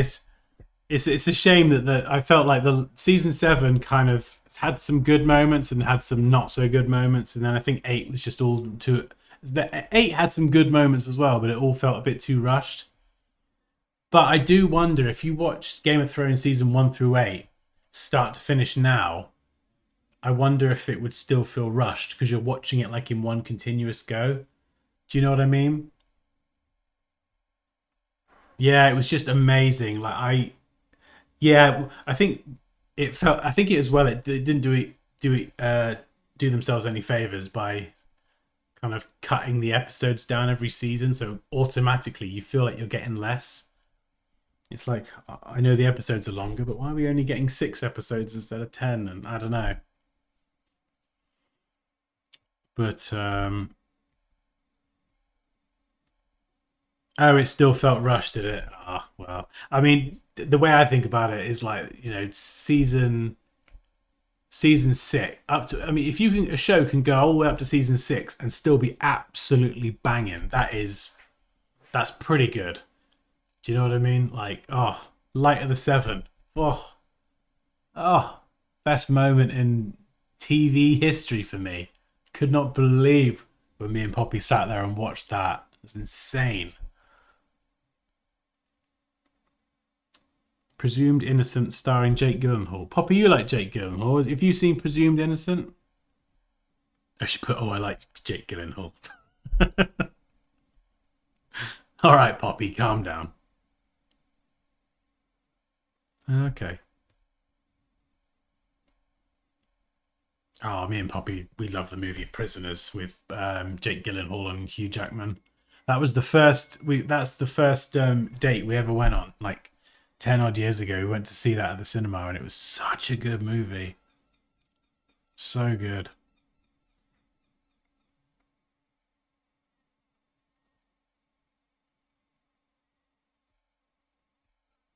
Oh, okay. Presumed Innocent. Okay, we'll put a pin in that one, Pops. It's so good. It was, yeah, it's a great date, wasn't it? Great date, great movie. I'm sure we had some great food as well. I can't remember what we had. Yeah, yeah, they really were. Yeah, both their performances and that was just absolutely amazing. So that is the consensus. Prisoners was absolutely banging. I just put the acrylic self portrait. Oh, okay. I'll definitely check that out later. Oh no, I'll check it out now. Oh wow.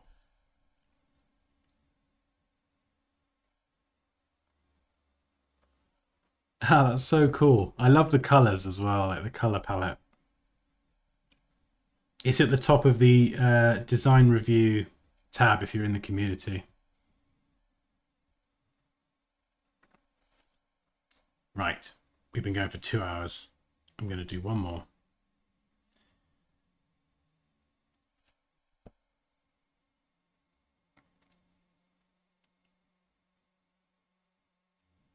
Danny, need these reviewed. Go on then, Badava, just because you called me Danny.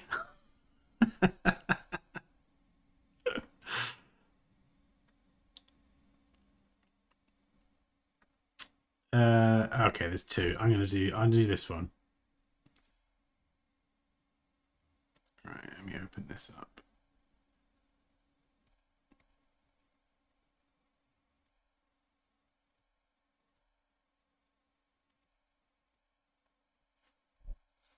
Oh, I mean, there's so many. I just can't spend 5 minutes reviewing something. I need to get into the weeds of it and just kind of go over all the details. I know it'd be great if I could do 5 minutes per review and just bang out loads, but I don't know. I like getting stuck into it and scrutinizing the details. Ha! Knife drop. Creative recipes anyone can cook. Does it have Italian sausage soup in there? I don't know. Nick Di Giovanni. Forward by Gordon Ramsay. Okay, so my first thought on this is it looks epic, but there's no focal point. So the knife or something needs to be in focus. I love the blur. I love the chaos. I love all this kind of stuff. The way this is all blurred. I think we need to darken the bottom to get that to stand out because it's quite thin. Same with the top maybe. So this is what I would do. Here's a little trick that I use to get text to stand out. If you don't want to add really kind of harsh drop shadows, which I don't most of the time because I think they can look bad. What I would do is add like a curves adjustment layer, just make it super, super dark. Bring that down as well. Oops. Something like that. Invert the mask, and then we're going to grab a brush. Here we go. Tutorial voice is coming out now.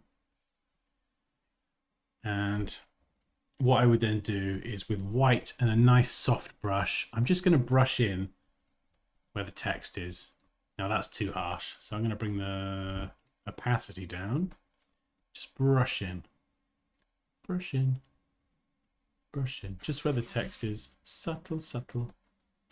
Very subtle. There we go. And I might do one up here as well. All this stuff's blurred anyway, so I'm just brushing in.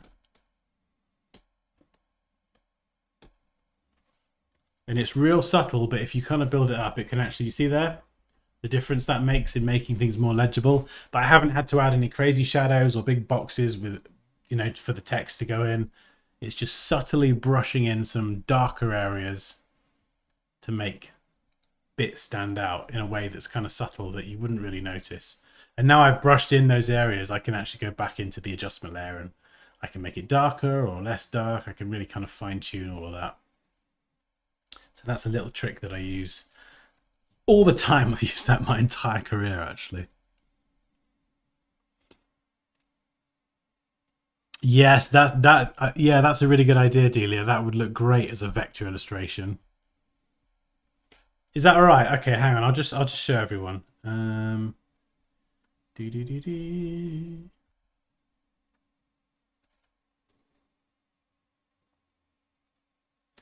Let's whip it up. That was the painting that Delia was talking about. That is the kind of thing that would be perfect to recreate in Illustrator and have like a very clear palette of dark blue, mid blue, light blue, and then a real light blue, and then like a dark, super, super dark blue, black. That would look so cool as like recreated as like vector line work or something. It'd be so interesting to side by side the two as well. Because you could trace a lot of the lines. If it was me, I would kind of put this in Illustrator and trace over all the lines to get everything kind of matching the original. And then you could have those two versions side by side. Anyway, go back to this. Yeah, I would again help the contrast a bit more by bumping up the white of the letters. Could I use object selection? Is that going to work? No, that's terrible. I wonder if I could use another curves adjustment there. I'm working with a JPEG, so I'm trying to kind of fudge it as best I can.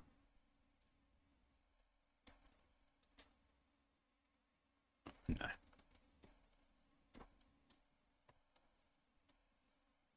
But yeah, that's what I would do, is I would brighten the text up. It's like a gray color, which is cool, but I would make it lighter or white just so it has maximum contrast.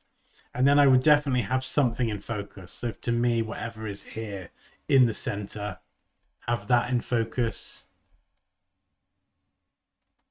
And maybe something like the fork, a little bit out of focus, but not as much. And then, yeah, like the lettuce as well. I'd maybe bring the focus in a little bit more. It feels a bit extreme. Like, I love the depth of field. Some of it just feels way too like extreme on the blur. So yeah, just maybe have a focal point. I mean, it says knife drop, so I would absolutely have the knife as the part in focus, you know? But aside from that, yeah, it looks pretty epic.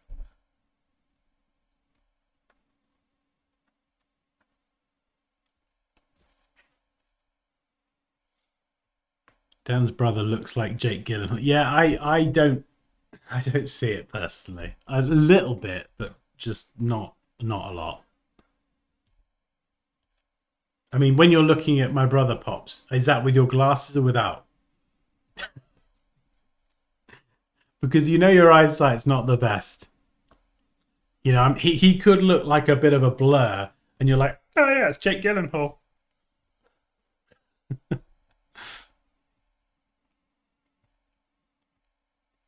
Is there a link to submit work for review? So yeah, we're going to wrap up in a minute today. I don't know how to do it. Whether to keep. What I was going to do is just delete the design review circle in the community after every stream and just open a fresh one up, because otherwise it will just end up with like a massive long thread of work. Yeah, I don't know. Yeah, I think we'll do that this time. So if there's anything that you like in the design review feed and you want to save it or whatever, go ahead. I'll leave it up for like 24 hours or something, and then I'll delete that circle. And when we do design review, I'll make a fresh one. Yeah, because there's some work in there that I just haven't got around to reviewing today because it takes so long.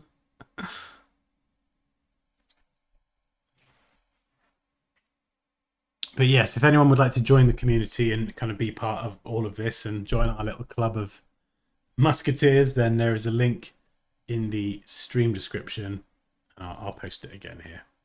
So there's the link to sign up for free, and you can come and hang out in the community.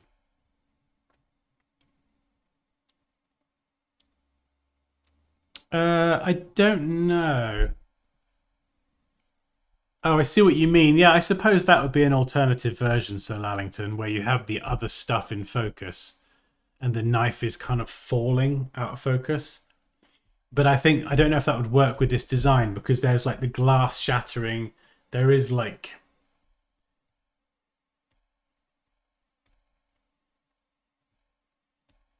Yeah, there's like the glass shattering and everything's flying everywhere. And I don't know if it would make sense for all that stuff to be flying and moving around and be in focus and then just the knife be out of focus. Unless you had the knife. I suppose another way you could do it is you could have a wooden surface and have the knife sticking in the surface, like it's just gone dunk into the wood, and have it perfectly upright. And then what that would let you do is let's say if you had a wooden surface, slightly different design, but if you had a wooden surface there, that wooden surface would be dark, which would help kind of the text stand out. And then the knife would be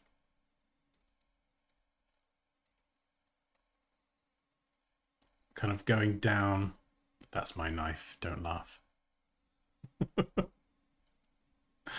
The knife would be like sticking in the wood. And then you could still have stuff exploding all over the place, out of focus, but the knife and the wood kind of foreground would be super sharp. And then the chaos is exploding behind it. That could be another way to do it.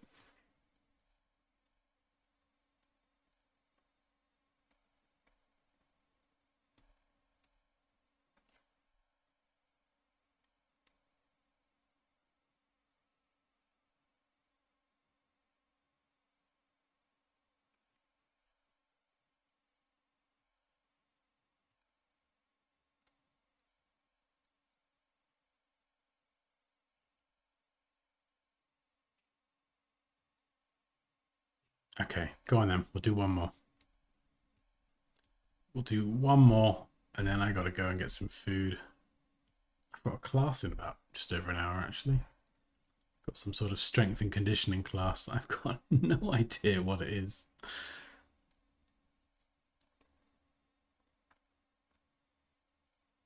Okie dokie.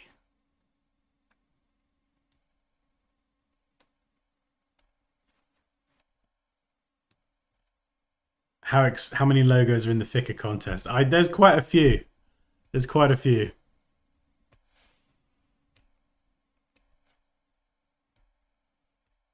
Oh, really? That's how he opens his videos. Nice.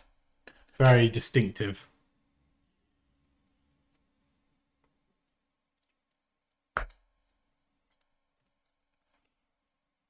Right. Okay.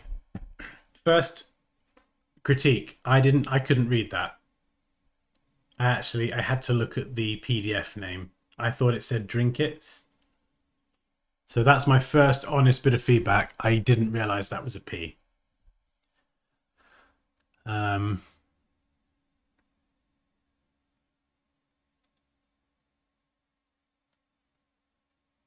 Yeah, I like it in the sense that as we now have established, I'm very drawn to geometric, clean, minimal stuff.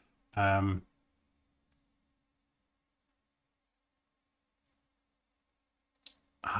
I didn't read it like that. I'm sorry, man. I just didn't get it.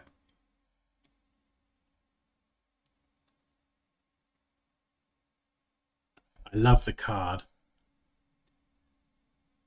Yeah, really nice. With a business card like this, I think it looks super clean. The only thing I would always say, because there's a lot of information here and business cards are quite small, I would always say if you can just push a bit more size, so like bring it out, that bottom line out, and just bump the size up. If you could squeeze a bit more size out of that smaller contact information in the text, I would always just try and squeeze it up just so the text is legible. But yeah, love kind of how the logo is presented on the other side. It's clean. It respects the importance of white space as well. That'd be my only critique, is kind of getting this a bit more size if possible on the bottom or this text. Just bump it up a bit so it runs a bit closer to that right edge. Color palette is just beautiful. Yeah. I mean, for anyone who's relatively new, I've reviewed quite a lot of Dilshan's work on the channel on these streams, usually in PDF format, and he's just an absolute master when it comes to creating these kind of brand guidelines and the mock-ups as well. I still remember I can't remember the name, but it was the one with the like gardening tools, and you did like the trowel mock-ups and the wooden box opening up mock-ups, and it was just, what was that project called, man? It was absolutely insane. It was so good. I've never seen design mock-ups on gardening tools before. Very, very niche.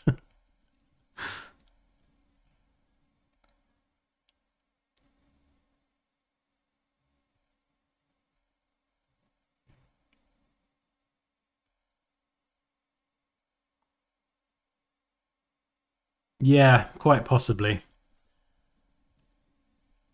I think for the text here as well, I think for readability, again, is the justified text is great because it's all nice and tidy, but I think the inconsistencies in the gaps, I think maybe on a newspaper or something you can get away with this, but I think here it's too much. This first line versus the second line, the spacing it's not pleasant to read. So I would probably kind of go with like a left alignment, 2 columns. I love that. Oh no, it's annoying. I because I can see what you've done there. You've taken the logo and you've made it into this design, and yeah. Yeah, if I was going to nitpick here, I would say the shadows feel like they've been copy pasted. Whereas I feel like if the light on the light source here is clearly coming from like high up on the left. The shadows here would be cast out more towards the right. So I would try and just have the shadows reflect the light source. Same with this one here. You kind of probably move that a bit over and it wouldn't be so perfectly equal. It would kind of, the shadow would be cast more on the right because the light source is coming from the left. Most people would never notice that, but that's the way I am. That's what I pick up on. Yeah, I think the justified text here again is you get away with it more here, but I think in this one those gaps are quite egregious. So I think I would probably be consistent, and I would go left online on everything personally.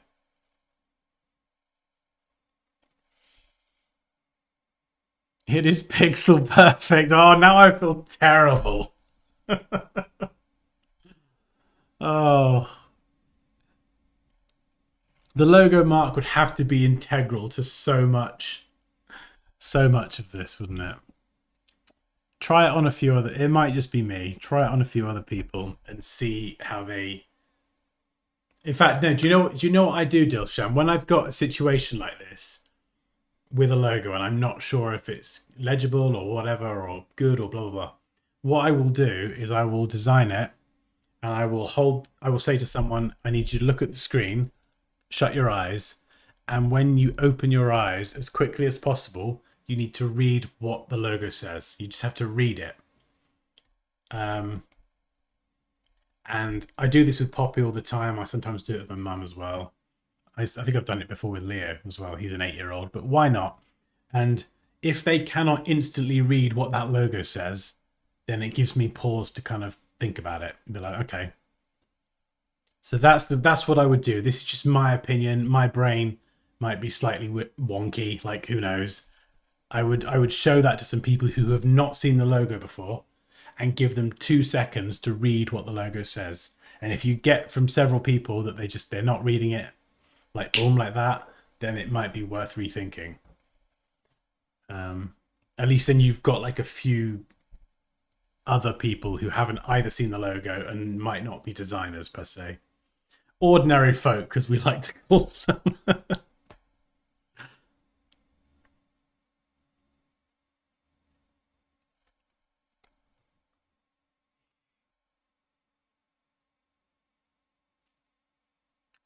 Yeah, okay, that's a good point, Moosh. Yeah, so you maybe take the essence of what you've done and the geometric precision, but just tweak it in a way so it looks more like a P without radically overhauling everything. If that's possible. Oh, wow.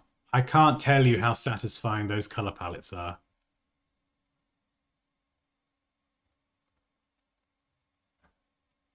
That is probably the most satisfying color palette I've seen in a long time, especially that top one. Look at that. Look at that graduation. That is damn sexy. That is a sexy color palette right there. That's like just a delicious sofa color palette. I love it.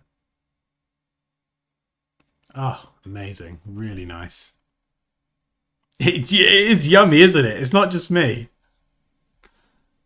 Yeah. And again, I like same comment here on the alignment. We've got center alignment, right alignment. I would jig that around, left align it all or reposition things. The central and the right alignment, it's not working for me personally. I see why. Yeah, I see why you snap that to the right, so there's like a clear margin and it fits there. But the center alignment here one kind of throws it off. But again, I love this respect and use of white space. We don't have to fill every single thing everywhere. It's just a nice, it gives everything breathing space. And a lot of times I think that, sometimes clients would have the feedback that, oh, this has to be big. Make the title bigger and fill up all this space. No, just no. Calm down. It's clear. It's got plenty of space around it. So it is clearly legible just by the layout of the page. Yeah, nice. Right, I'm gonna have to speed up. We got another. Oh, we got another 8 pages to go. Typography. This might be the PDF rendering, but this line spacing's gone a bit funny there. So I don't know. That's probably like it's rendered the PDF out a bit weird.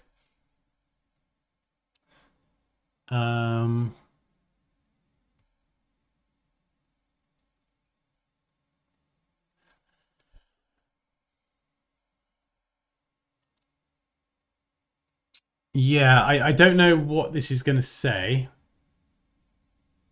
I would probably be tempted to get rid of that unless it's going to add anything meaningful. This is what I was looking for, because I was kind of like, what am I looking at on this page? And then it's actually, oh, we chose League Spartan as the typeface for Prinkits. I can't speak because of the clean and modern sans serif font. This is the meat and potatoes, this bit here.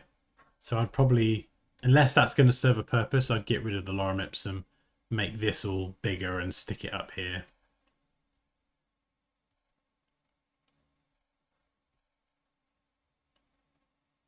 Yeah.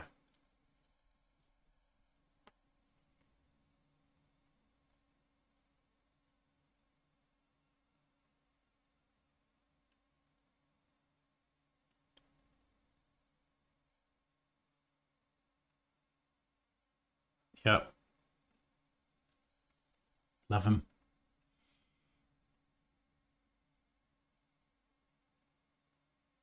If they're social posts, the text there might be quite small, but I don't know if that's really important or not. It probably is important. If I love the style, the words coming out, super creative.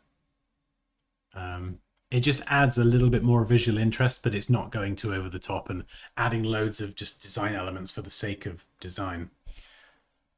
So I do love that. That's my only question. Should the words be legible? If it's on a social media post on a phone, going to be quite small. Maybe bump the words up. The only problem with that, though, is that it could clash with the words here. So what I would do, if you're going to make the words bigger, I would probably move the circle over there, so it's a bit further away from the existing text. Or just go with the circle design here, that kind of circle. I like that. That's cool. And if you wanted to even do one more little thing to integrate it, what you could do is have the circle here run through that chair gap. So this part of the chair could be, so that the line could go here and then run in front of this part of the chair and then loop through. Same here with the water bottle. You could have it coming up and then run behind. So that little design element, that incidental element would it's almost linked with the chair or the product that's featured. That's a personal thing. I love doing that kind of stuff.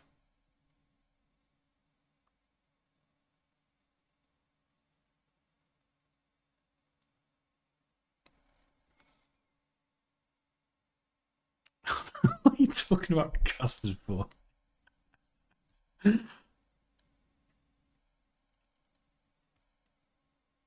See that curve which on the arm of the chair? It will make a great P. Oh, what, this one?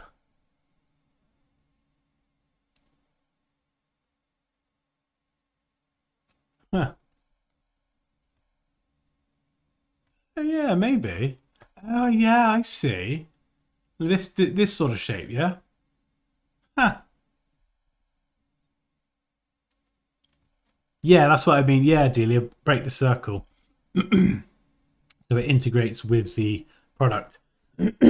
Oh, yes, love these. Oh, no.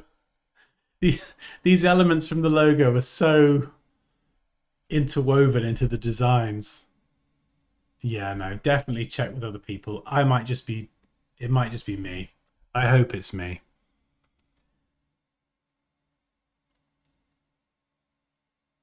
Yeah, such a good use of elements from the logo, to just make interesting shapes to put things in that isn't just always a square. And again, this color palette and the imagery, everything fits. It's just so strong. Really, really good. You can see what I mean about Dilshan's mock-ups now. They're just always on point. The colors are consistent. They look professional. We design your dream exquisitely. Yeah. The only one I'd say here is maybe consider a lighter background and then have the shadows. I don't know whether the cups are like lying on a surface, in which case you'd have the shadows on the surface, or whether they're floating, in which case shadows might be here. I'm guessing by that sort of darker background, they'd be resting on a surface, and it'd be good to get the shadows in there. Even the shadow, if one product is in front of the other and casting a shadow onto the one underneath it.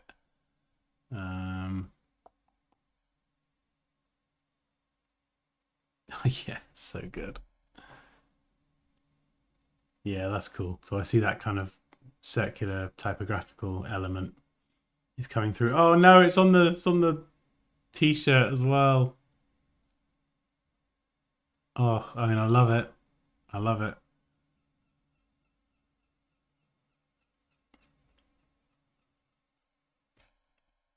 No, thank you. That was a pleasure to go through. I just feel awful about that logo.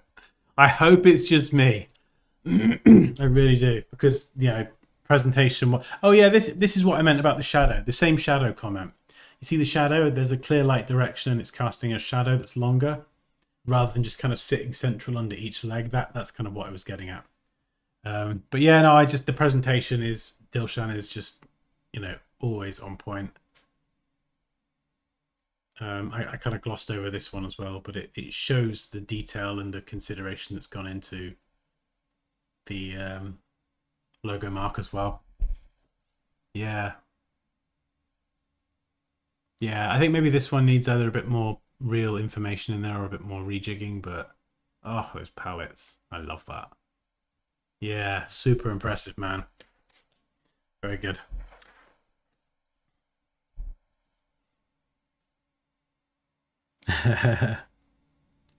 It's not just me. Okay.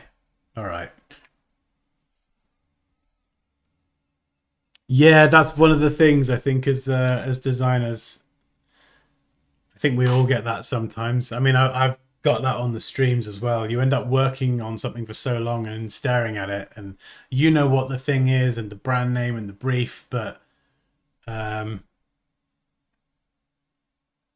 not everyone else sees it and has that understanding. So that's why I show like ordinary folk who aren't designers, like Poppy or my mum or my 8-year-old kid, because they've not seen it before, so they're coming in with fresh eyes and they're going to see things differently than I'm going to see it. And if you've got someone who fits the bill of the target audience who isn't involved in the project, like, even better. Have I got cat hairs on this? Bloody cat hairs. Literally. You wear any kind of dark clothing and the cat just hairs it up in like a second.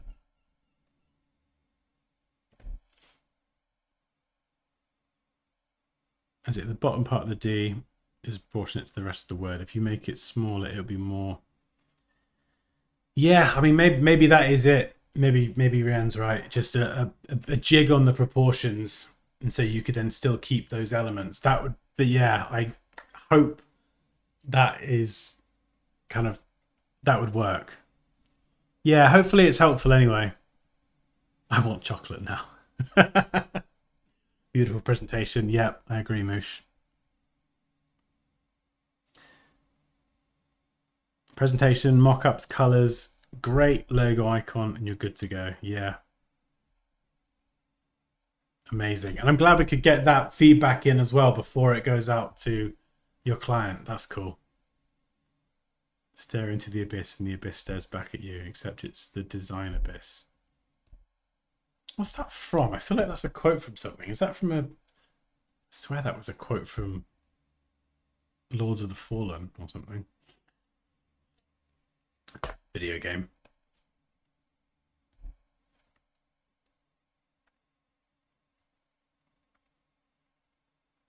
All right, you there, Poppy? Are we going to have a crack at this Italian sausage soup, or am I getting steak? I don't know. I wanna check out the soup recipe. Video games. Are you still playing Cyberpunk, Delia?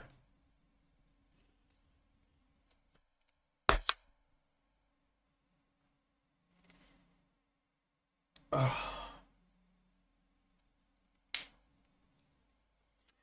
Right. I'm going to review these. Yeah, so what I'm going to do is, what day are we? Tuesday. We've got to pick a day, haven't we? I'll give everyone a heads up in the community. So yeah, we'll do a voting period of 24 hours. I'll shortlist and post my 3 favorite designs in the I'll post it in the thicker competition tab, and I'll pin it to the top, and then we'll do 24 hours for everyone to vote. But I'll give you like a couple days heads up, so everyone knows when the voting period will be, just in case people are away or whatever. And then we'll just have 24 hours of voting, and we'll see who wins. It's going to be exciting. Bath time. Oh, indeed, it sounds good. I love a bath. Where did you post the recipe? Did you post it in the chat, Moosh? I think she messaged it to I can't say that. She messaged it to me. Everyone wants it now. I made an udon noodle soup the other night. Cyberpunk every weekend. Nice. Oh, right, the popular quote, yeah. I thought I'd heard it before. Just give it to everyone. Wants the soup now. Make a food tab. So yeah, maybe we should. I think all of us here, I think we can unanimously agree we all love our food, don't we? In fact, I was preparing my lunch this morning. It was, what was it? Carrot, turmeric, olive oil, pecans, feta, apple cider vinegar. And as I was preparing it, I was thinking, oh, this would make a really good tutorial. Hey guys, welcome to another video. Today we're going to make a carrot and feta salad. Second channel.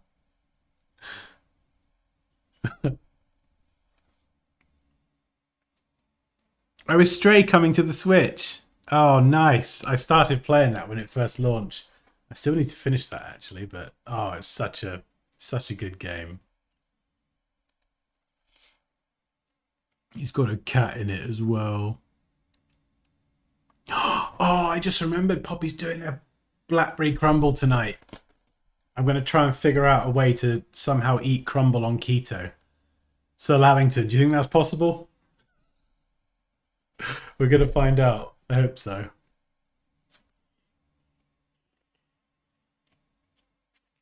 Nice, I like it. Design Dinner with Dansky, new channel name. Dinner with Dansky. Yeah. We'll just make loads of food tabs. Oh, funny.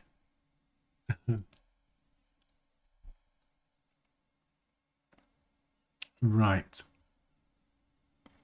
I'm probably going to be streaming again on Thursday, so I'm going to try my best to keep to the Tuesday Thursday thing at 3, just because I try and be as consistent as possible, but sometimes life comes up and things happen, and I'm just an unpredictable nightmare. But yeah, we'll try and keep it to the Tuesday or Thursday. But this Thursday, 3 o'clock will be the next one, and we'll do some designing, which will be fun.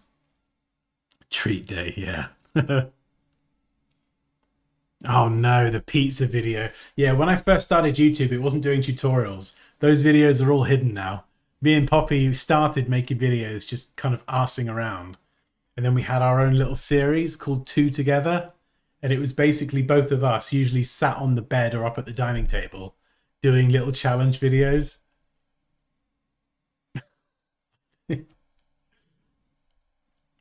Yeah, I feel like you'd enjoy it. I feel like if you like me and Poppy, I feel like you'd enjoy watching them, but they are hidden now. Oh, we did like the pizza challenge. It was Moosh, we did 20 episodes. We did 20 episodes. And this is like 10 years ago. This is like before the tutorials or anything really took off. Oh no. Maybe. Okay. If people really want to see it, maybe I'll. It's so embarrassing though. Some of them are probably so inappropriate as well. I need to screen through them and just check I'm not being incredibly inappropriate.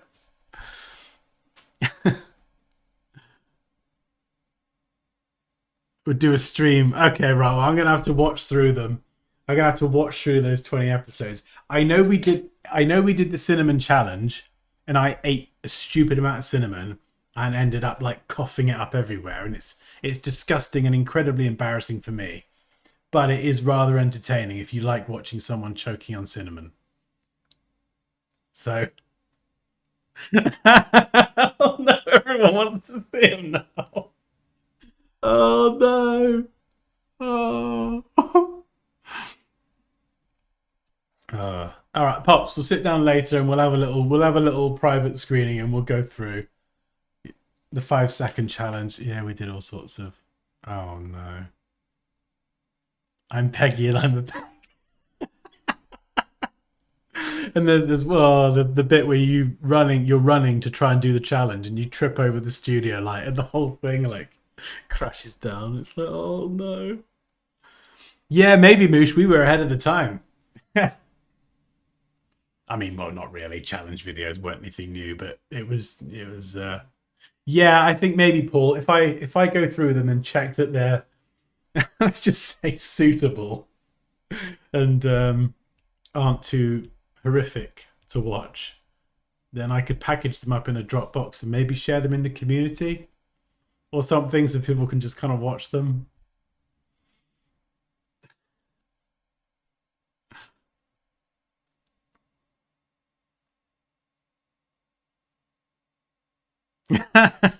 Show one on Thursday. Oh, they are entertaining. It was when we lived in Spain. So I think the first video I ever did for YouTube was actually I filmed like a 60-second kind of teaser of the drive over.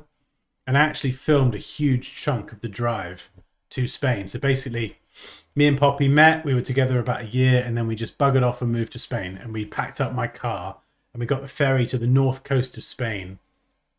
Was it Santander or Gijón or somewhere? And we literally did a 14-hour drive non-stop. Well, we obviously stopped. We ate food and stuff and had lots of coffee. But we drove from the north coast of Spain right the way down to the south coast, where we lived for like 6 months. And it was such a crazy adventure. And I filmed a lot of like vlogging, a lot of the journey. And I've got that footage somewhere as well of me and Poppy chatting in the car. And actually, I know I think I did 4 or 5 episodes while we lived out there. I did little vlogs back in the day. They're probably hidden now as well. But yeah. Oh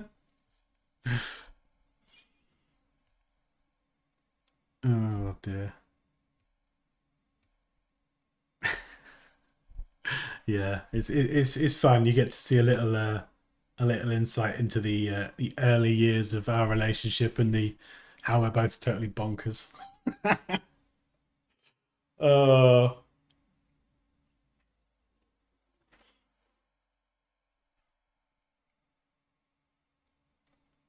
that's a good idea, Paul. That's a good idea. Yeah, we could. Okay, we could maybe do that. Well, yeah, I could. Poppy could come into the office maybe, and we could do an unlisted stream, and I'll post a link in the community, and we could just watch them together. That could be quite fun, actually. Does that sound good? I feel like it'd be funnier watching them together, and highly embarrassing as well, which is would be kind of funny.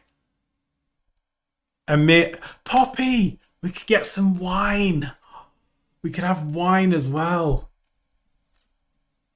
Wine minus design. We'll just laugh at both of us.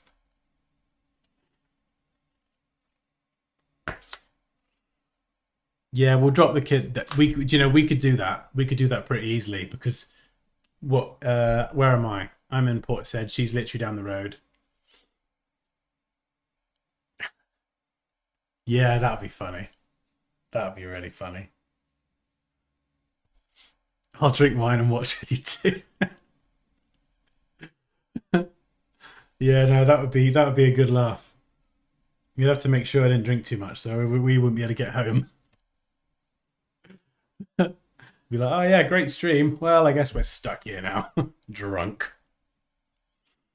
Oh, that would be hilarious. Hmm. All right, I'm gonna make a note of that because I'll forget. I love that idea. Two together with Poppy, unlisted stream, and link in community. Oh, banging idea. That'd be so fun. Yeah, bring the rum. I might bring whiskey actually. Whiskey's my kind of go-to. I don't drink often, but I love me a whiskey. So nice Jameson's Irish whiskey. Oh, lovely. Oh, amazing. Poppy have a gin, yeah. just just all get hammered. Oh dear. I drink aguardente velvet. What on earth is that, Raquel? That sounds fancy.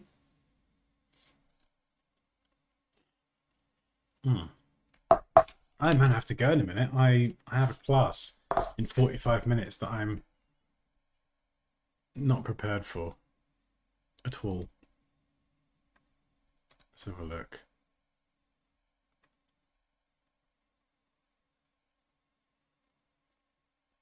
Oh, is that a Portuguese specific wine? Nice. I have to try some of that now. A gin and tonic. I love how we've gone from food to alcohol. Oh dear. Oh, Portuguese brandy. Right. Okay. It's very strong. After dinner or lunch. Excellent. Do we have a problem? We've gone from food to booze. Do we have a problem? We'll do a food stream next. We'll do like a stream in the kitchen or something, and I'll just prepare some food. Yeah, I know. Yeah, you're right. We do have a right little party going, don't we? Oh, right. I'm gonna have to go though.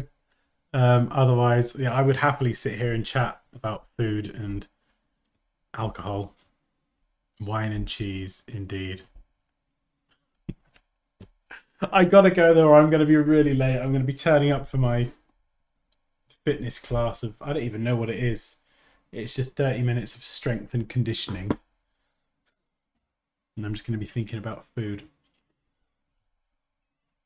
Yeah, do you know, maybe we should do that. Maybe we should do a design challenge for like food or something. Oh.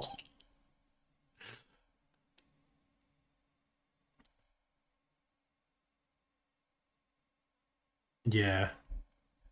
Actually, no. There was something we were going to do. So I've got the pen display here. Poppy's just got a new iPad, and I think she's going to get an Apple Pencil for it. And Poppy's got a really cutesy illustrative style, really good. My drawing ability is like it's just abysmal. I'm not good at drawing really. And we had this idea of Poppy coming into the studio and you guys saying things and we have to draw them and see whose is better. I mean, I suppose you could throw alcohol and shots into the mix there. Could be quite interesting. Although I feel like I think Poppy, you might have to drive. I think I would get horrendously drunk because she's got such a good illustrative style. I would lose. I know I'd lose. Kind of, yeah. Yeah, so I think there's probably a way that I could hook up Poppy's iPad so you could see kind of like here. So you'd be able to see my pen display on the right and Poppy's iPad on the left. And I think it could be quite fun.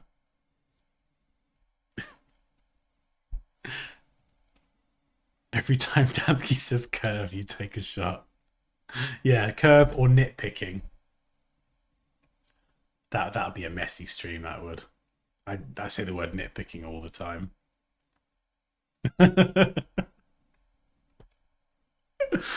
Oh. Oh, that is so cheesy, Pops. That is so cheesy. It's true, but it's cheesy as heck.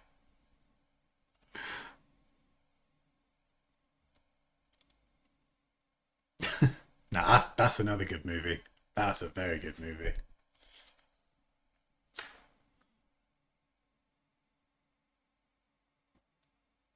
Yeah, yeah. I think I could plug it in. I've got I could figure out a way to hook it up, yeah. But it'd be fun because we could both do it at the same time next to each other and just give ourselves a time limit as well. Just to up the pressure. Oh yeah, lots of ideas. Good fun. Good fun. Right. I gotta go now because I'm gonna be late. You've been amazing as always. It's been an absolute pleasure. And yeah, thicker competition voting and stuff. And I'll see you on Thursday. Have an amazing week, guys. Catch you later. Oh no, I'll see you in the community. So if you want to join, I will find the link. If you're still here, well done. If you're enjoying this rambling and you want to just chat anytime and enter competitions and all sorts of amazing things, then I'm just going to grab the link and post it if I can. I'm struggling to. There we go. Yeah, there's the link to join the community, and if you'd like to check out my course, there's a link for that as well. Right, I gotta go. Catch you later, guys. Whoosh.